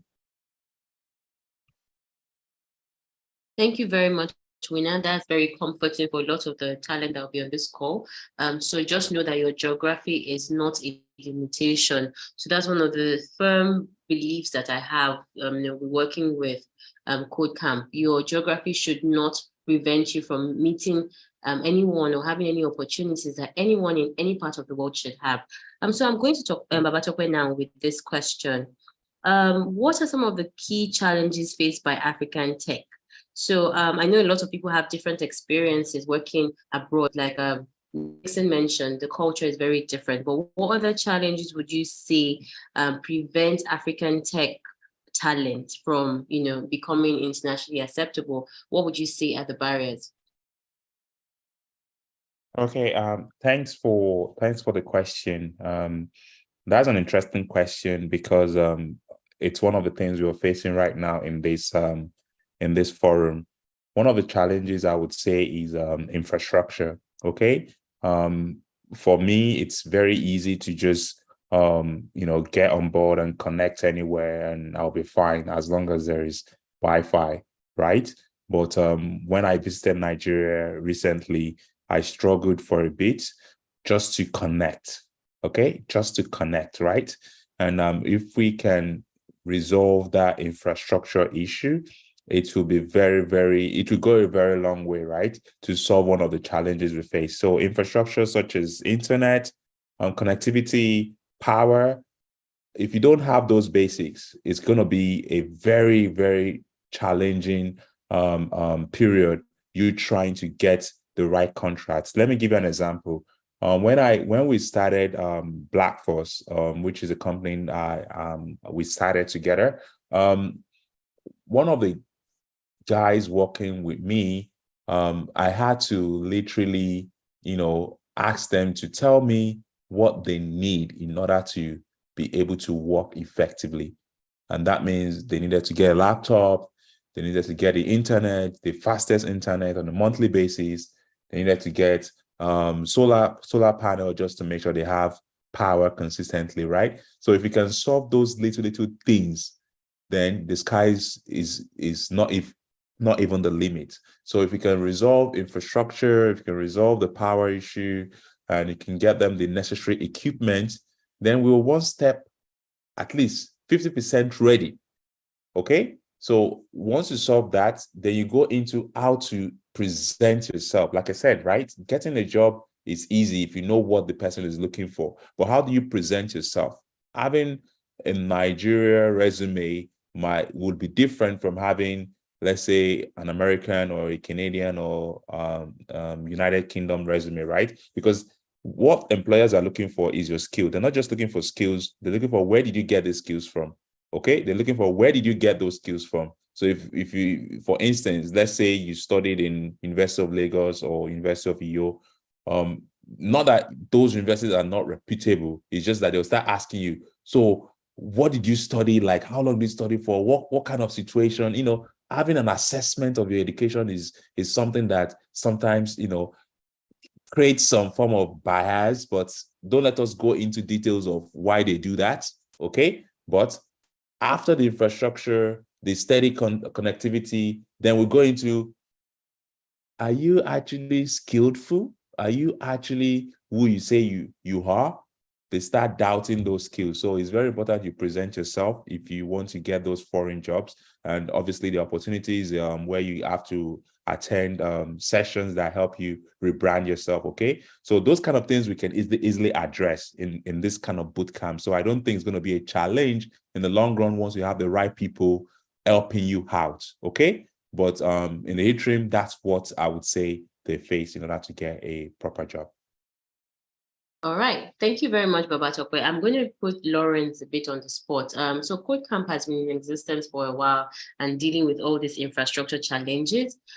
They've still been able to churn out some excellent alumni. So I want to hear from Lawrence on behalf of Code House, how they have excelled in spite of the infrastructure challenge. In Lagos here, there's still issues. So I even want to know how they have done it at Code House and then been able to maintain this level of excellence. So Lawrence or Anibet, anyone who can speak on this, because I think it's very crucial here that we know that regardless of our situation, if you're determined, the ways around it, that's what I want to hear, from either Lawrence or Engineer Anibet. Okay. Can you hear me? Yes, we can hear you. All right. So yeah, I think first of all, it starts with the interest. Okay. Sometimes we started talking about building the skill economy. We have our eyes on the community, which is the end goal. It's actually a marathon. It's not a sprint, and that's why we are having this kind of. I think this is the first of its kind that we're having this orientation. So I think the first thing that we were able to do is to learn. So what did we learn from the first one? We aren't able to, engage very well. Second edition, we switched gear immediately when we started. Some of us here, they wouldn't know. KodeCamp 2.0, we're having meeting every night, 9 p.m. to 10 p.m. The mentors that are here can bear me witness from February 2022 to June 2022. We don't have meetings on Saturdays and Sundays, but Monday, Tuesday, because we felt that consistency, like continuous interaction, will help us because of the I think the hybrid model that we choose. It is necessary. Why did we choose the hybrid model, which is number 2 of the answer to the question? Now, there are a lot of online platforms. You have Coursera, you have Udemy, you have a whole lot of them. In fact, we have more, more than we can even use. The problem there is, sometimes there are a lot of discrepancies. You can actually go and see that the person that is teaching is using Mac, and then the person performs some magic. You that is using Windows, you are hooked. You don't even know whether it is probably one of the peripheral or maybe the port or something. You do exactly the same thing you are watching. You are hooked. Okay, you look right, nobody to ask you. You go enter the discussion channel, ask all the questions. You go to finally you end up in YouTube or Stack Overflow. So, but what are we doing differently? Here is a community. We meet every time. All our classes, we have live classes. In fact, if you go to YouTube now, check KodeCamp team, you have 400 videos. But we're not going to rehash any of those. We are not going to repeat it.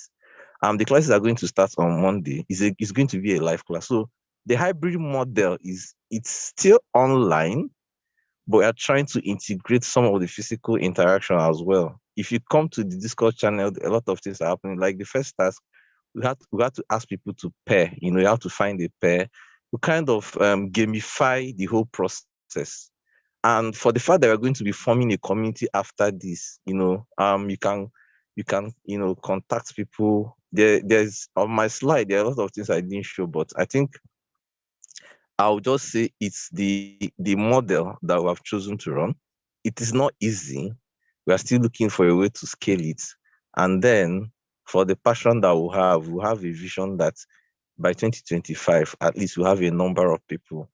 We want to become, we want to have that reputation. Like I say, okay, you can actually come to us as a one-stop shop, to say, okay, I need this tech. That's why we are starting from the fundamentals. There's a plan for, we already started intermediate.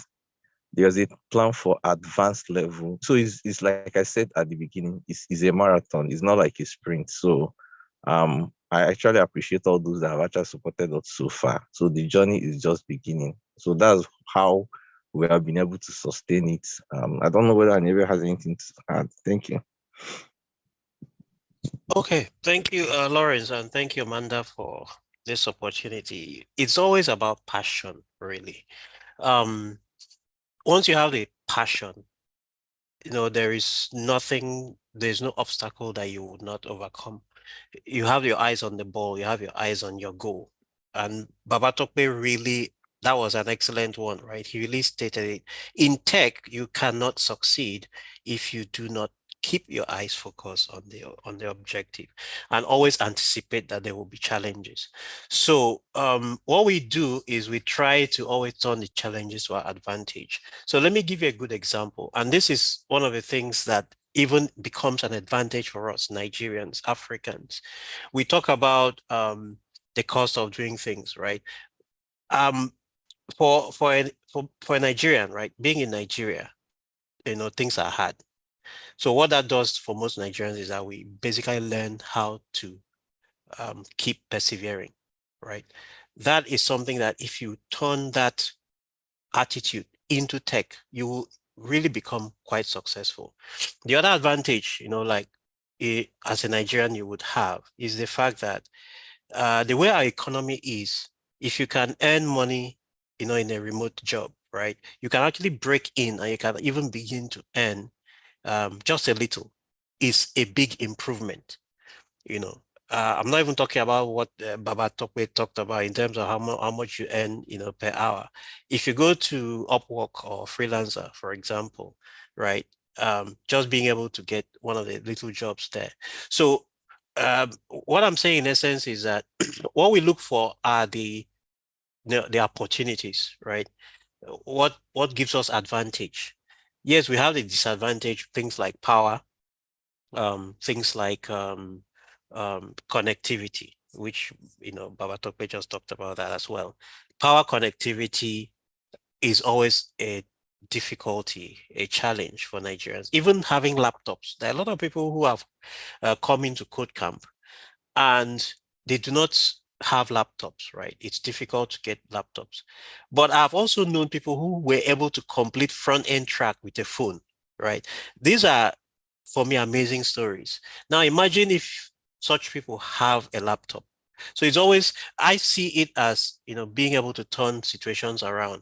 Now, the way we are trying to solve some of these challenges is, very well about, for example, the Akwa Tech community and so on. We have initiatives, we have hubs, right, that we partner with to support, provide workspaces where people can come in and work. At least that can help them solve the issue of power and the issue of connectivity, right? So that's just an example, and there's so many instances like that. But definitely, yes, we have challenges, but we always anticipate that there will be challenges, and working as a team, working as a community, we will always be able to find a way around it and essentially improve as we go on. So that's what I would say. Thank you for that question. Thank you so much to the Code House team. It was very important for me to ask you guys this question because earlier on, Lawrence mentioned that, you've had a situation where 10% actually graduates. So this is just to let people know that these challenges are not new. They are not novel to anyone, but with persistence, determination, keeping your eye on the prize, you can do it. So in the course of this very short conversation, a lot of people have even changed internet provider maybe once or twice or switched in between. So it just shows about how much do you want it? How badly do you want it? So it's almost like it's hard to be poor, it's hard to be unskilled, but again, choose your hard. It's hard to learn, but choose your hard. What would have intrinsic value in the next couple of months? So I just wanted people to hear that aspect, so you know that it's not all rosy for anyone. It's determination that makes it possible. So I'm going to move to my next question. My next question is going to, I think this will go to Nixon. Would you feel that for international organizations, we hear about diversity and inclusion, we hear about that in Uber, in Globe, in Google, in Microsoft. So do you think this diversity and inclusion practices actually help tech talents? Is that a way in for us? It's mostly like people don't want to be judged based on their circumstances or color of their skin, but is there an opportunity in diversity and inclusion practices? Yes, there is. To be honest with you, I'm a beneficiary of diversity and inclusion. I got into data management because the hospital I work with they were big on diversity and inclusion at the time, and also massive on staff retention. So, be it as it may sound, I feel like one of the reasons why I got picked for the job, even though maybe I might have had other people who were as qualified as I am, or even maybe better, was because they were trying to do a lot of Black and minority integration into the system. And yeah, it's been very helpful. It's not just about where I work, even generally on the global space, it's becoming a thing, because the world is moving very fast, and they've come to realize that if one side of the globe is advanced and the other side is not, the part that is not will keep pulling back the part that is moving very fast, and it wouldn't be good for the world at large. So yeah, big companies are beginning to be big on diversity and inclusion, and they are also coming up with training opportunities to allow those that have disadvantaged locations to be able to access these opportunities and be able to develop on those. It's all about finding where those trainings are happening and how you can access them and how you can be a part of them. Again, we cannot overemphasize passion, being passionate about it and being very pushy till you get what you want around it. So yeah, there are quite good opportunities out there because of that. Thank you. So my next question is to Bukola. What role do you think gender plays in technology? So we have a lot of associations now, women in tech, women in this. We have a lot of programs that seem very women focused or gender focused for women. What role would you say that gender plays in technology or getting ahead in this industry? So just to hear from your insights on this, and then I also would like women to speak on this as well. Just the role that gender plays and how you're able to navigate this technology industry as a woman. I think that we have a few women on this call, and it's important that we understand some of these experiences. So if you find yourself in a situation, you know that there's nothing new under the sun. So let's hear from Bukola and then Uime on this topic.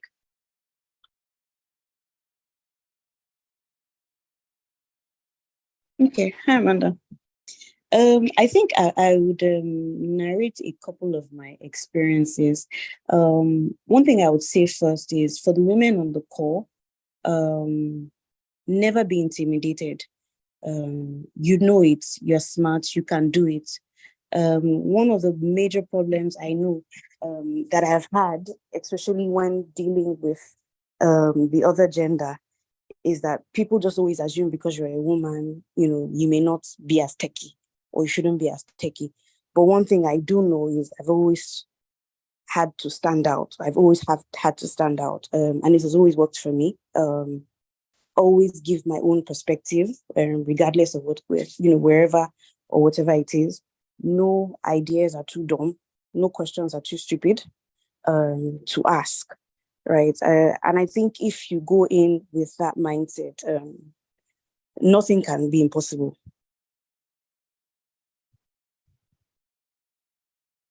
Thank you. I like that you touched on intimidation, because I think a lot of battles are won first in the mind before in reality. Uime, can you tell us your take on this as well? Well, I think on our own end, I think, as Bukola said, you just have to be on top of your game. And I think from the female standpoint, I think it's a silent pressure, that you need to you need to know it. And in order to, let's say, bridge the gap, you need to actually know it, because I think I would say that for every woman, at every time you find yourself, in that space, you're representing every other person that is trying to be you. So you showing up, with the skill, with the intelligence, right? So that they know that, okay, you're not just a female, right? You do know your onions, right? Is one thing I know. It's one thing I know has helped, right? And would also help you to stand out. So it's because over time, which is one of the good key things I would say I've enjoyed with remote work is in remote working today, people don't get to see you. So what they see is your work. What they see is what you can do, right? And if you find yourself in that situation, right, it means that nobody's seeing you as a male or a female. What they're saying is your work output. So being on top of your game at all times is what would pretty much stand you out. Thank you, Amen. That's another call to excellence.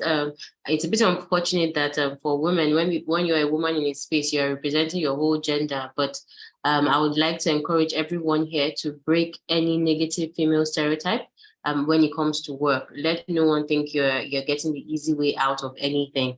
So that's a call again to excellence for women. So my next question goes to Winner. Very soon, I know that lots of people have lots of questions. We'll be wrapping up this session soon. But if you have any very crucial questions, you can put them in the chat box because we have about 10 minutes left for this session. So Winner, I would like to say, what are the steps you think that government can take in terms of supporting the tech industry? Just to know if there are areas of synergy or collaboration from government agencies and organizations such as Code House. Just to hear your take on that. Okay, so I believe for the most part that the role of government is to interfere negatively as little as possible with people who are just trying to build out something new. So I would say the very first thing, and we've touched on this a number of times in this meeting already, is on the level of infrastructure. When it comes to power supply, creating an enabling environment for not just broadband connectivity, but wired and fiber-based connectivity so that people have access to the internet and all the resources that the internet brings to them. And then also creating an enabling environment for those who have ideas, those who have solutions, to be able to bring those to life. That's, I feel, is the role of government. They don't necessarily need to play or have a foot in the space, but create an environment that is not destructive to those who are trying to play in that space. And I think that's the primary complaints that a lot of people have had with the Nigerian markets and the Nigerian space as a whole, and is that even when you try your best to do something, it seems like the government is working against you. And that cannot continue to be the sentiment if Nigeria is to fully realize its goal as a tech juggernaut on this continent. So those are the few things I feel like the governments can do in promoting the tech space in the country. Okay, thank you very much. So like I said, we have place your very pressing questions in the chat box so that we can round off very soon. But I would ask this one to everyone. So each of the panelists, I want to hear it. What's your Mama, I've made it moment in tech? So just something to encourage people on this call. You can go as detailed as you want for the way to talk about the dollars or whatever it is, but what is that moment where you're like, I've really done something great? Tech-wise or anything. If it's a product that you've launched that you're extremely proud of, this is the time to just brag. So we're going to just start how it is. So I know Lawrence, you're on this. So any Mama I made it moment, just as we round off this panel. Okay, yeah. So for me, I think it was at a point where we've got some interest from a company that wants to build digital infrastructure in Nigeria. They had some funding from America and they came into Nigeria. Of all the places, they came into the village, like where we are hiding. I don't know, what we did differently to actually attract that level of attention.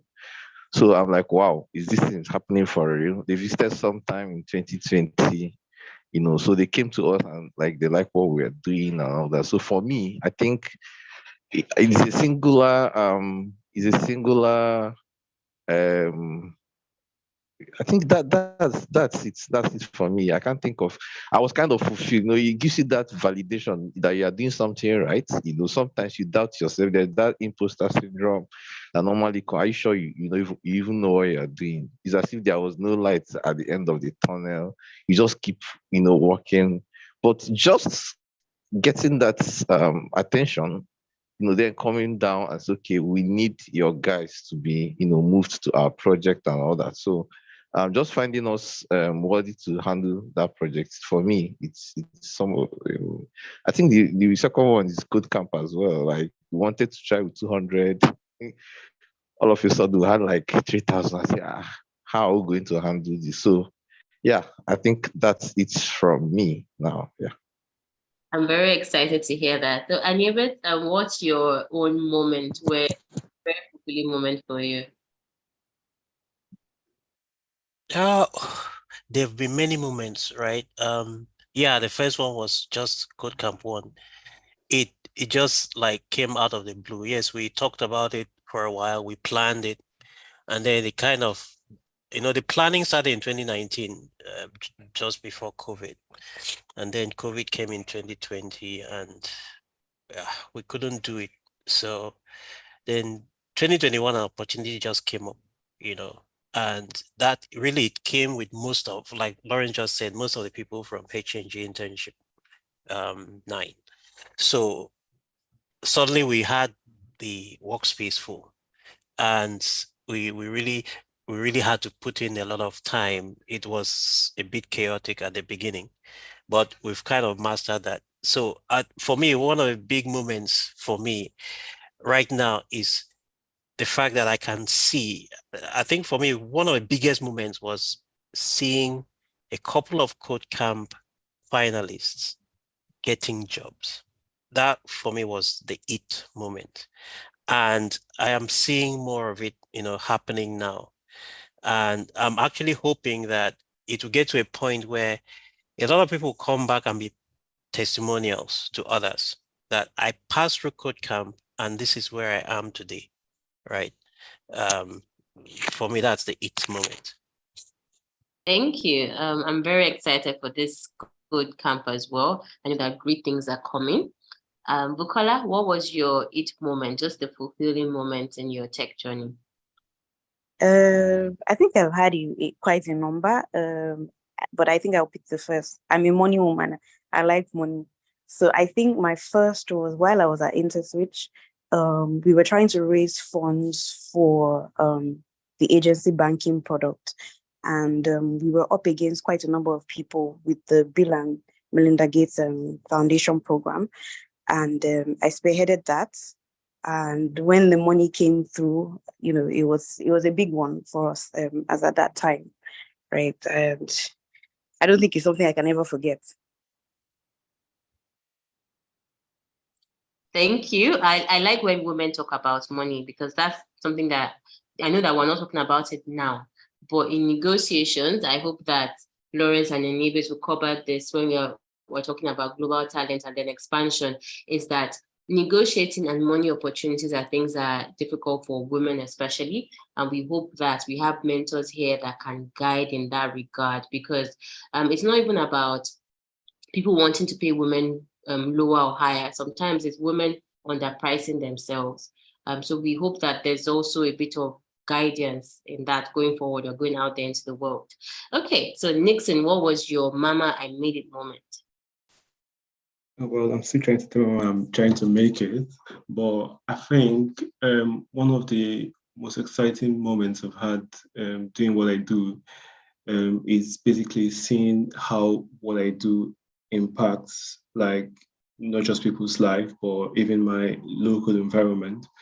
I think we had one big decision to make one time, and it was amazing to see that the analysis I had made based on data that I gathered from my work was what was used to make that decision. And I imagined what it would have been like if I wasn't like part of the team to have been able to spot out those things through data.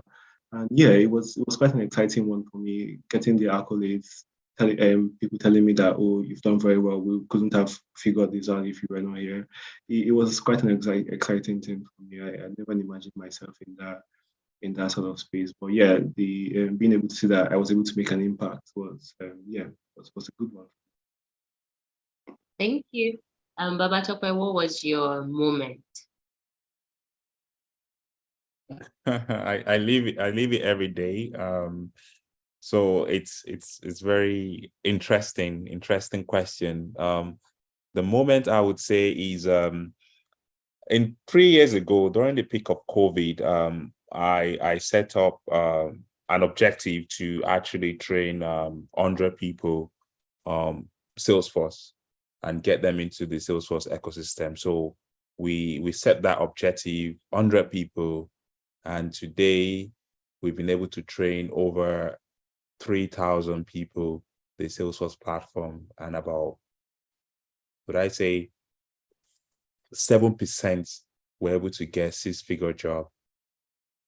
A six-figure job in North America it's no joke. That moment made me feel like everything is possible. So I strongly believe in what KodeCamp is doing, and you'll be amazed once you set that goal. You have the milestones and you're doing your activities. In the next 5 years, it's going to be a different ball game, and you'll be glad you're here. So that moment for me was that I made a moment because I felt really good. Like I said, it's not going to be about how much you make again. It's going to be about how much impact you have for those that are upcoming, different stages in life. So hopefully that would help a few people. Thanks. Thank you. Women, what was your mama I made it moment? Okay. I think a lot, right? Since I do releasing products. So every time I see a product I worked on in somebody's hand or somebody's using it, that's it for me. So I think one of the highlight moments would be in InterSwitch then, I was on the POS teams as Kimono. And I think I walked into ShopRite and they were literally making payments using one of the new releases. And that was like, wow, this is working. And then running assuredly, like so far so good. Like every product release and like even just you saying today, oh, we released the Messenger app, right? That as well is another, like, so each time the feedback comes around, keeps the lights burning, gives us the energy to run the next one and the next one and the next one. So for every product release, that's my moment. Okay, Winner, can you tell us your mama I made it moment? Okay, for me, I'll say that there are multiple. The very first one was when the Google Angular team reached out to me to give a talk on one of the open source projects that I had spearheaded. I didn't know it was going to go that far, so it was really satisfying. And then I think a lot of talk has been made around knowing your worth and being able to negotiate for it. And I guess the second mama I made it moment was when I was able to negotiate a six-figure salary at my current workplace that's based out of North America. So it was a nice payday. Nice. I'm really happy just hearing from everyone. And then just to buttress Women's point, one of my mama I made it moments, I think that for a lot of people on this call, you might not directly be coders, and it's good to have that mix here. So last month, Messenger was number 14 on the top charts for navigation on Google Play Store, and that was pretty cool, And then this is from a non-tech tech founder. So that was like a really cool moment because there was someone who sent it to me, and I just felt, wow, that's nice. People are actually looking at finding this thing on Google Play Store. And then what's even more interesting is it's coming out of a smaller market in Abuja, not even Lagos. So That was a very great moment. And yeah, so I just wanted to share a bit of joy as we round up this panel and to let you know that the sky is the limit, literally, for every one of you here. And that you should put in as much effort as possible into this program, because it's what you put in that you get out of it. If you have any questions, and the people on this call are very gracious and would like to answer them, we might be able to collate the questions and answer later on. I know that the slides are available, so thank you. And we bring our panel to a close. Thank you so much, guys. Thank you, everyone, for staying till this time. Over 100 people still tuned in till now. Thank you, guys. Okay, thank you very much, Amanda, for actually spearheading this. This was actually a very impactful panelist session. I for one, have actually picked up on a lot of things. Hopefully we'll get to negotiate our own 6-figure salary soon. Okay, thank you very much. So we're going to be running.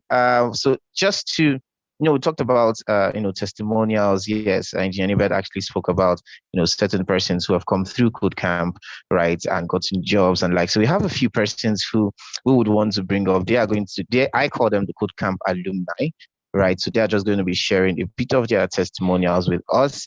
But to handle that session, I'm going to hand over to the trainer for the UI UX track in the person of Ms. Boma to handle that. So Boma, over to you.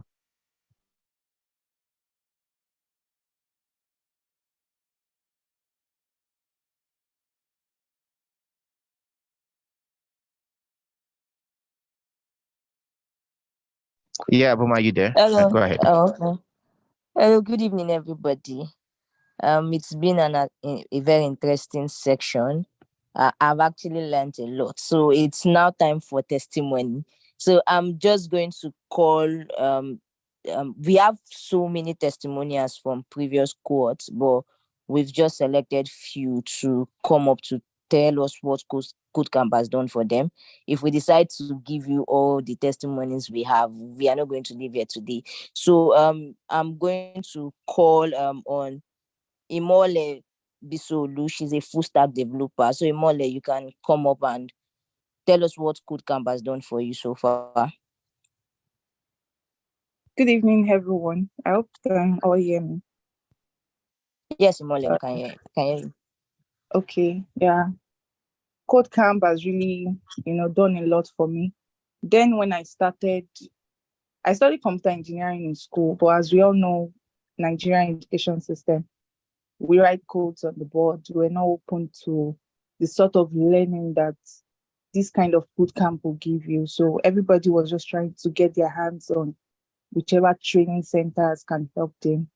And as at then, I had to choose between having good grades and having a skill. I didn't know better then, so I chose having good grades because that's what my mother wants.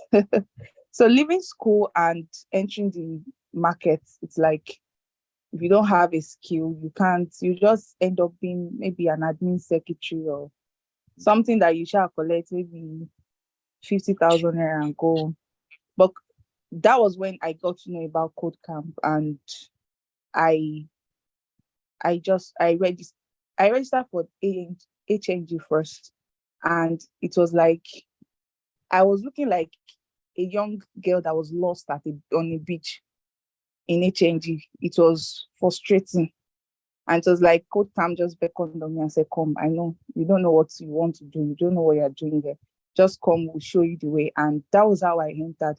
I always want the best. I always want to go for what I want. And that was how I plunged into KodeCamp. I gave it my all. There were times that I had to move from different locations in Lagos. For people that know Lagos very well, I'll leave Abule Egba to Lekki, sometimes from Lekki to Korodu in search of light. There was a day I had to, even go to a woman selling frozen food, and I was like, please, ma, can I use your generator? And I plugged my laptop. I was attending class, doing my assignments and all that. KodeCamp 1.0, I started as a beginner. KodeCamp 2.0, I became a mentor. And from there, now I'm, in training for a full stack development. I am intermediate front-end development, now into back-end. So it's been a what's that English again? A very not so smooth journey, but a worthwhile one. I've grown even in soft skills, leadership, communication, a lot. So CodeCamp has really done a lot for me, and I'm very grateful. Thank you so much. Thank you to Mr. Nebet for the vision, and thanks to everyone that has been part and is still part of my journey. I think that's all. There are so much things to say. There's a lot to say, but thank you all so much. Okay, thank you very much, Imole, for this wonderful testimony. Okay, up next is David Edu. So he will be sharing his own experience with CodeCamp.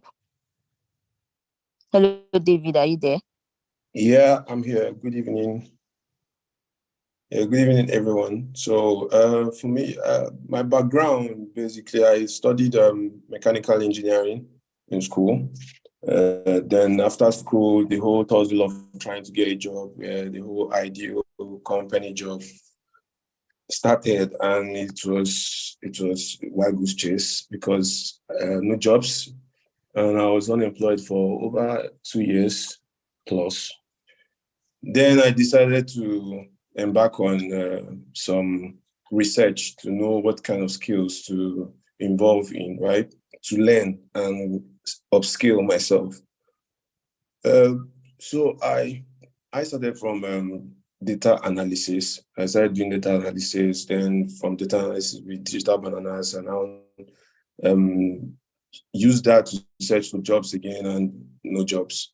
So I thought, okay, what's better than data analysis? And I thought, okay, data science is like the senior brother to data analysis. So I decided, okay, let me also learn data science. And I learned data science, and I think after data science, same thing, no jobs. So I joined HNG, the internship Imole just talked about.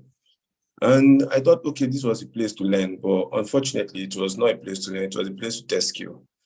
And those guys were really bombarding us with tasks up and down, and I was clueless of what to do. Within that time, I think it was on the HNG platform, I saw the adverts for CodeCamp. So what I was doing is join CodeCamp classes and implement the skill I'm learning from CodeCamp classes in HNG. Well, it didn't work out so much because I dropped out of HNG when the pressure became worse, right? So then I now decided, okay, I should just stick to CodeCamp and see what comes out of it. And I think that was the best choice I made that year, because after the CodeCamp 1.0, I got an interview. In fact, the first interview I went for with Innovantics, I was accepted as an intern, and I still work for Innovantics. Is counting to 1 year and a couple of months. So yeah, I came back to CodeCamp again for 2.0 to upgrade my knowledge on React, and yeah, the experience was excellent too. Had a lot of people that I learned from and got to work with, and yeah, the experience so far has been great, and I'm happy I've been a part of the whole process so far. And right now I'm back here to mentor. Yeah, so that'll be all for me. Thank you. Okay, thank you very much, David, for that testimony. Yeah. So the next person is God First Honor. All right. Good evening, everyone. I believe you can hear me. So my name is Godfirst. My name is Godfirst Honor. And let me just start this way. It all started when I decided to venture into tech as a computer scientist student. And I decided to also make tech more like my career path. Then I decided to pick a niche as well. And I found myself doing more Android development. But by then, I didn't really know my left and right till I joined CodeCamp 1.0. So CodeCamp 1.0 was more like an eye opener for me. I got to understand a lot of things which I was making mistakes on. I even at some point fall into the trap of all this tutorial hell and the rest. But with Coca 1.0, I actually got a balance. Then I also decided to enter KodeCamp 2.0, where my skills was more sharpened. I even had to be team leads in some occasion. I headed the various projects we did and the rest. So back to this KodeCamp 3.0, I'm privileged to be part of the mentors. The experience so far has been so amazing. And I would like to give a shout out to our mentor there, who is Kechiko Acho. He has been of a great help, and to the KodeCamp team. Thank you so much. Yeah, thank you, God first. If you did KodeCamp 1.0 or 2.0 and you don't know IK, then you did not actually do KodeCamp. So the next person we'll be calling is the guy with hyphens in both names. So I'm not going to call it full. I'm just going to call Abdul Sharif. So Abdul Sharif, over to you.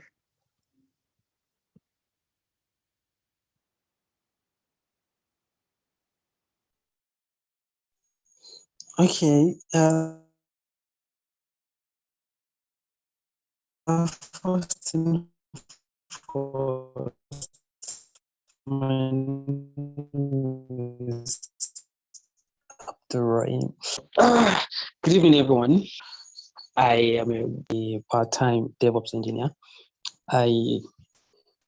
Like I said it earlier that I was in KodeCamp 1 and KodeCamp 2, but I think he made a mistake. I was not in the one. I was in KodeCamp 2. That was last year. So I optioned for front-end beginner. And I don't know if anybody can hear me before I continue. Can anyone hear me, please? Yes, I can. Okay, so yeah, I was in a front-end beginner last year, so I really enjoyed KodeCamp way of training, the way the mentor, especially Ogochooks, is a very, very good mentor, a trainer. So I enjoyed the way they train, and it has actually helped me till today. Currently, I've had different opportunities, and then with the help of KodeCamp and also Mr. Anibet. So I'm glad that I actually took the training last year, because initially before the training, I've been struggling. I've tried a lot of things just on my own. I've tried CorelDRAW, using CorelDRAW to deploy to make a website. I've tried Adobe Dreamweaver, all of those things where I've never been able to get it together until last year when I took the first KodeCamp 2.0, and it was really, really amazing, and it put me to the right track, and it taught me how to focus myself to achieve what I really want to achieve. And I've been consistent. I know I've been consistent since then. Due to KodeCamp track, the way after the KodeCamp 2.0, after the training, there was an opportunity for an internship also, from KodeCamp, which has kept me in the same track that I was. So immediately after the training, I did not just step out.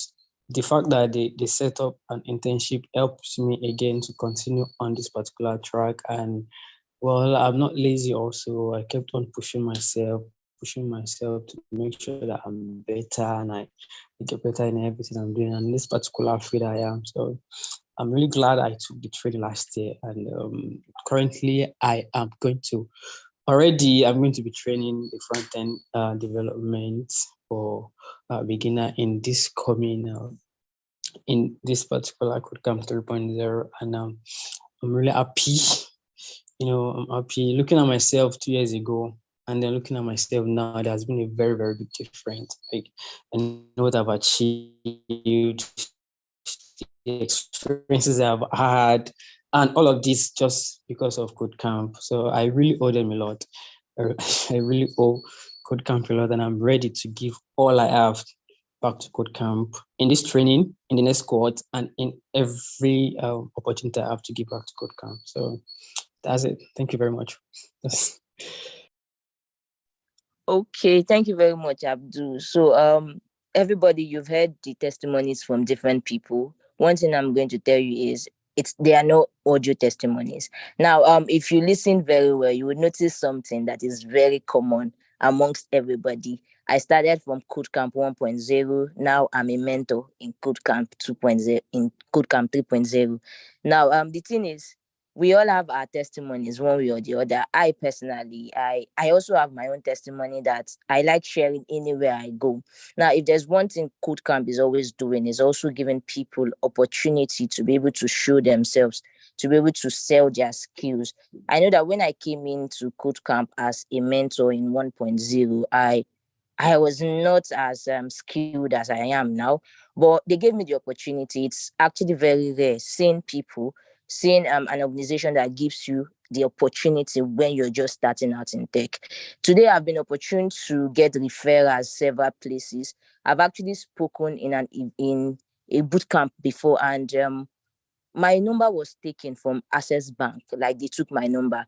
Now, KodeCamp gave me the opportunity till anywhere I go, tomorrow, next day, I'll still pay that. I'll still give that testimony and tell people that I started from KodeCamp. So you see, everybody has a testimony one way or the other, but you are not going to get the testimony. There's something Abdul said, that he is not also lazy.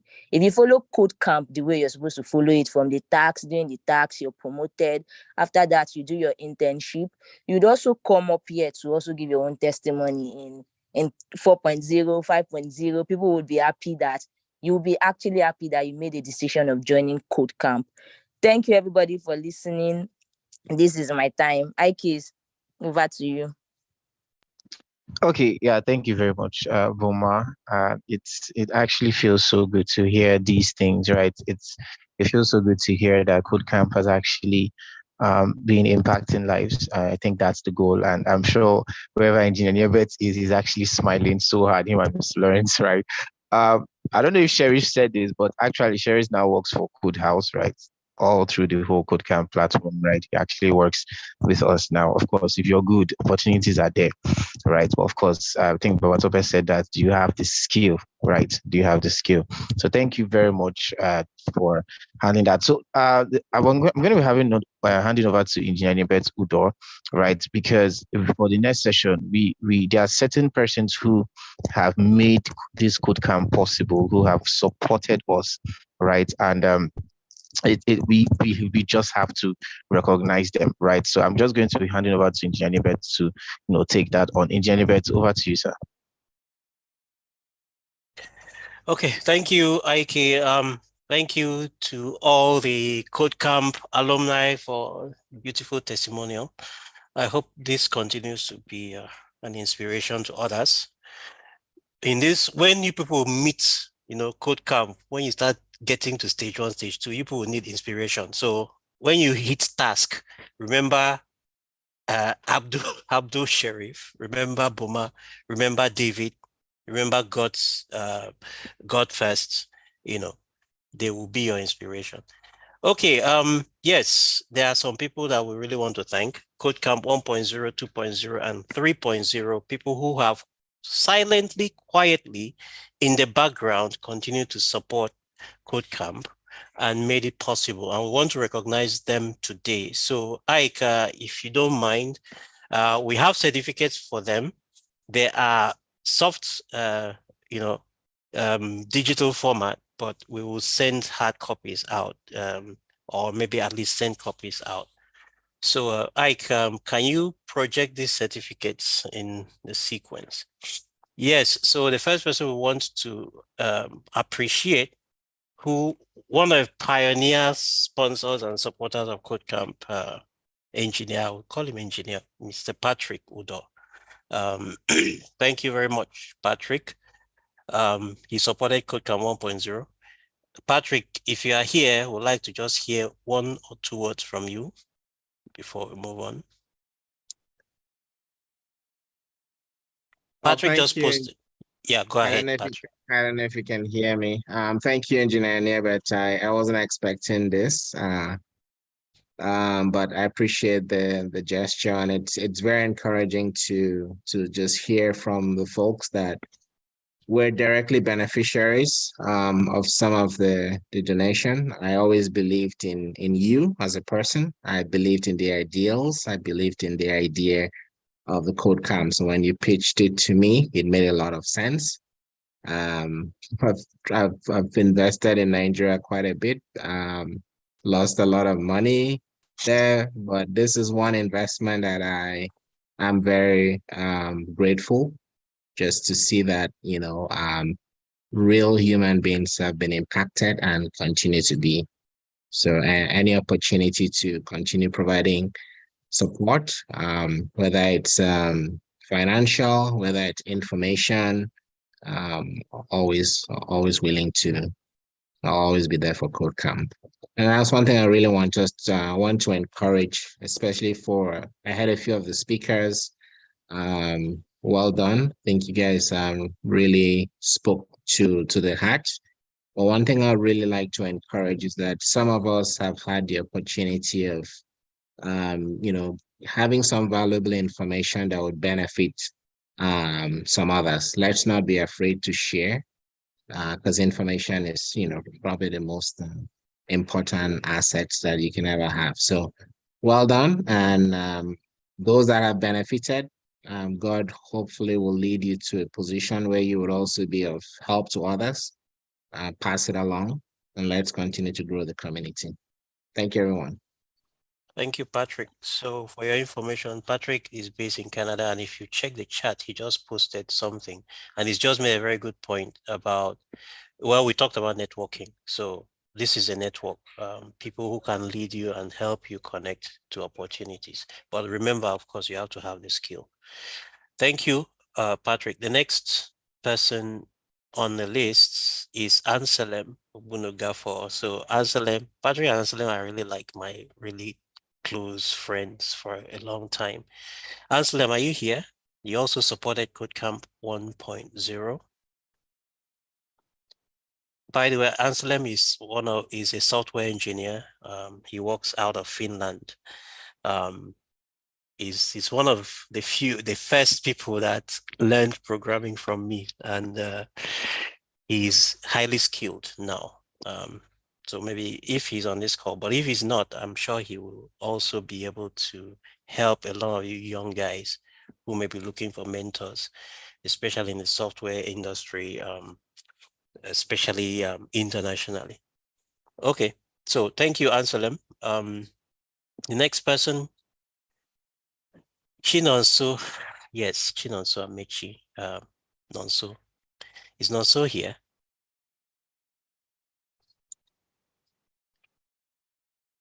Okay, I don't think he's here, but he's also one of the first people who supported KodeCamp 1.0. So really appreciate. Thank you very much. Nonso is also based in Canada. So you see all the guys that support, there's a way God rewards people who do good. So remember, it's a cycle, it circles round. Okay, the next person is Chijoke Ukebu. Chijoke Ukebu is a colleague of mine, former colleague. I also want to thank him and appreciate him for supporting KodeCamp 1.0.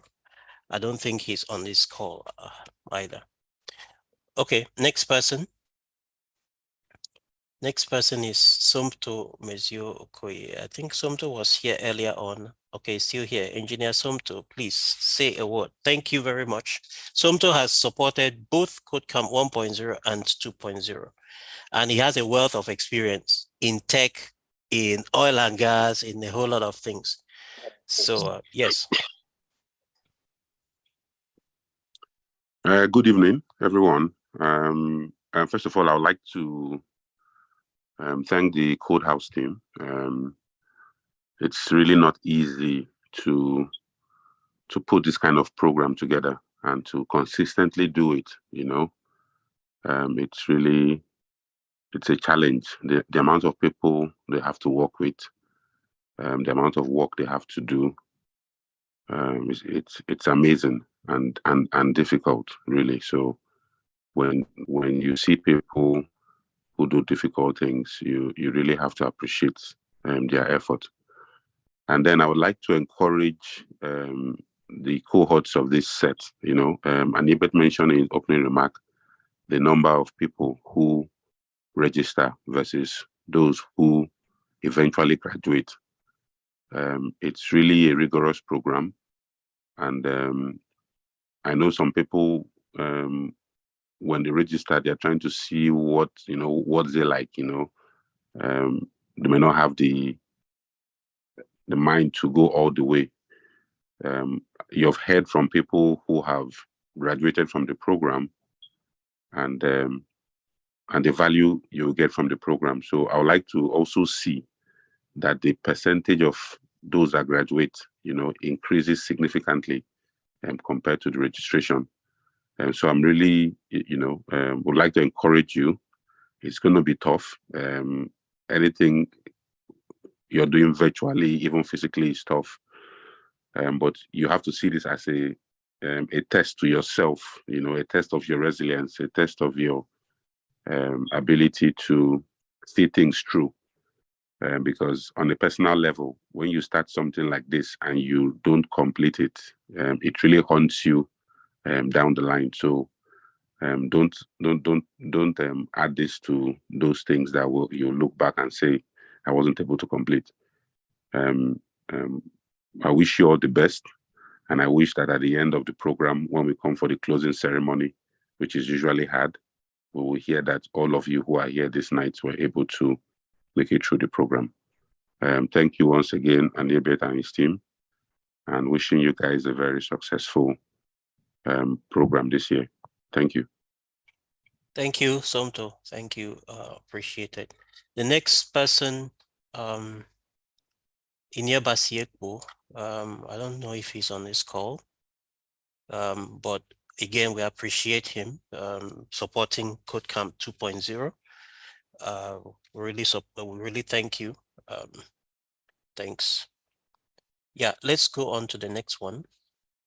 Ediomo Obongekbe. So Ediomo, is Ediomo here? I think he joined earlier. He probably dropped off. So again, KodeCamp 2.0, thank you very much for the support. Thank you.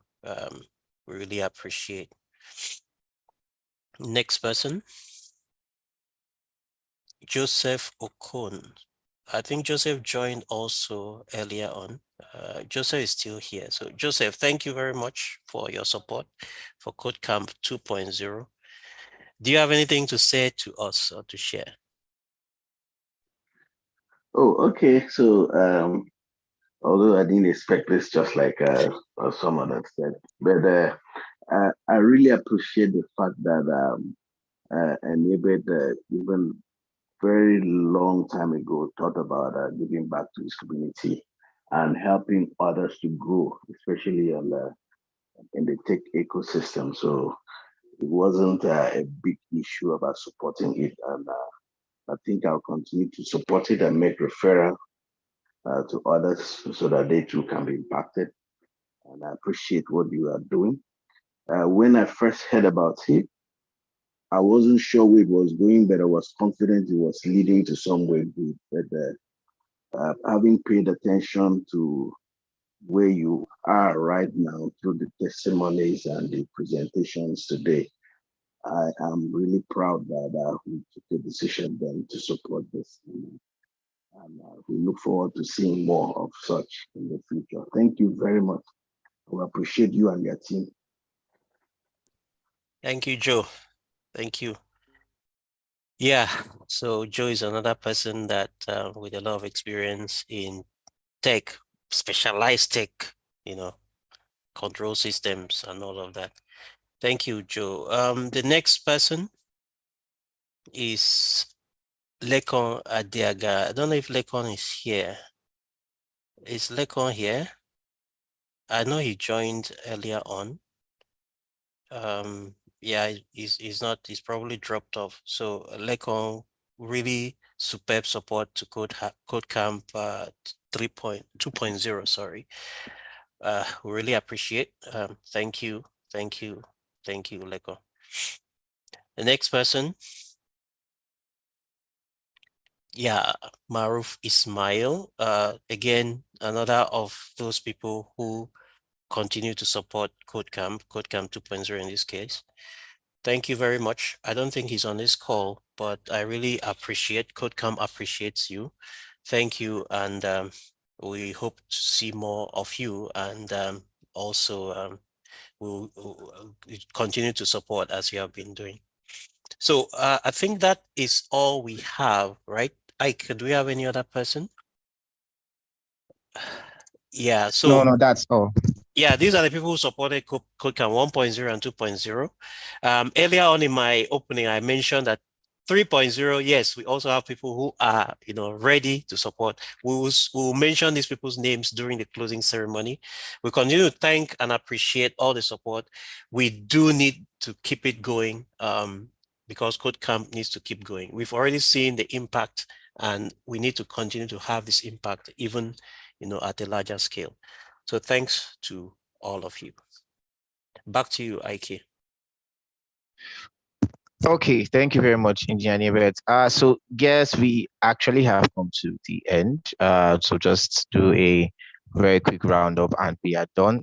So first of all, I want to say thank you to everyone who stayed till the end, to those who also joined, to the panelists. It's really a privilege. It's been a privilege to actually, hear you guys actually speak, and I'm really grateful on behalf of myself and the Code Campers. We're really grateful that you could take out your time to, share with us your wealth of knowledge, experience. We are really grateful, and of course, we hope to, still tap, tap from you guys as time goes on, right? So we're going to be coming to a close right now, and of course, just for a closing remark, I think I'm going to two persons, right? Peter, I think Janibet, please permit me. We're going to actually call on Mr. Babatope, right, to give us a closing remark, and then Janibet will just round up, and then we call it timeout. Mr. Babatope, are you there? Yeah, I'm here. Yeah. Okay. Thanks for the opportunity once again. It's been an amazing session. I think I've really enjoyed it. It's getting to know what's out there. And for the audience, the student, particularly the ones coming in, you've heard it all. Some of you guys have achieved great things, and some of you guys are incoming to achieve great things as well. If you believe that this is possible, you need to set that goal today. Don't leave this forum without setting a goal. Doesn't matter what the goal is, just set the goal. I want to make sure I graduate from KodeCamp, and set the milestones. Okay, milestones are just breaking down your goals into deliverables that can be achieved. It has to be smart. By smart, it has to be specific. You can measure it, you can celebrate it every month. I've been able to build that website. I've been able to configure that database. Then before you know it, you are becoming a software. Always ask yourself, what are you becoming as a result of the things you're doing? That will now set you apart from the crowd. Okay. I think Lawrence, you've done really well. Heike, you've done really well as well. Everyone actually has done well. I thank you for being part of this session. And I think we're good to go for KodeCamp 3. All the best, everyone. Over to you, Lawrence, or engineer, and for closing remarks. Thanks, guys. Okay, I'll defer. I would like Lawrence to take the closing remarks. So Lawrence, over to you. Yeah. Okay, so the closing remark would be, I think I'll go back to the last slide I shared. The blue pill has been presented, the red pill has been presented. You need to choose one. Now talking to the Code Campus, right? I said it when we did the orientation that if it is possible for me to lay hands on my system and miraculously transfer all the knowledge and install it in your brains, I would have done that, because there's so much opportunity, like it's coming in every moment. And we are actually counting on you right now, because like I said, it's a marathon and the end goal is to establish, what I call, integrity capital. So if you're able to establish that integrity capital, it means you become a pool, you can attract a lot of opportunities, the community to become well known globally. Remember that there are other people like you in India, in Ukraine, in China, in Japan, spending sleepless nights doing this same thing. That doesn't mean that we cannot do it. So we have to overcome, we have, added layer of challenges that we have to, it has been mentioned, the lights, the internet and everything. But we are resilient people, and you can see what is happening in the entertainment world. Nigeria has taken, the world by storm. And this is without any government support. You can see the music industry. You can look at the movie industry as well. Look at what the comedians are doing now. This kid, what does it show you? That these are latent potential that has been, in us. So I believe we can actually do this. We might not solve the whole problem of Nigeria, but let us start from this little unit called KodeCamp. So in a very special, I want to appreciate those that have joined, the panel session: Amanda, Nixon, Timothy, Babatokbe, and who did? I hope I've not missed anybody. Bukola, yeah. So thank you so much for coming to intervene on our behalf. One thing, this is a marathon, like I said. We are going to continue building this network. At the end of this particular cohort, we are going to begin to kind of build a support system. Like I said, in every cohort, we learn one thing. One thing we are going to do in this particular one is to begin to build the cell around the nucleus that we formed. And I really thank you for coming in at this point. So from me to everyone, I don't know whether there's any announcement. Classes start on Monday. Maybe if you have any announcement, I think that would be all for my remark. Thank you very much. Okay, thank you very much, Mr. Lawrence. Yes, so for announcement, of course, classes starts on Monday. So I'm going to be this just as a result of the spirit of getting you guys to pull through. So on Saturday by 8 p.m., I'm going to be available on a call to everyone who is having one concern or the other on the workspace. So on Saturday by 8 p.m., right, I'm going to be dropping a link to that so you can join the call, whatever challenge you're having.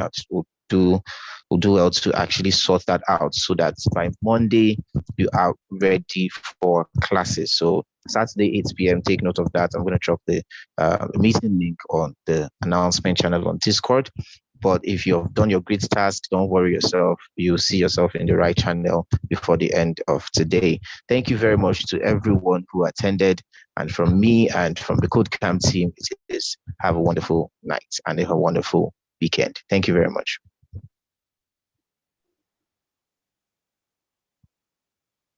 Thank you. Thank you. Thank you so much.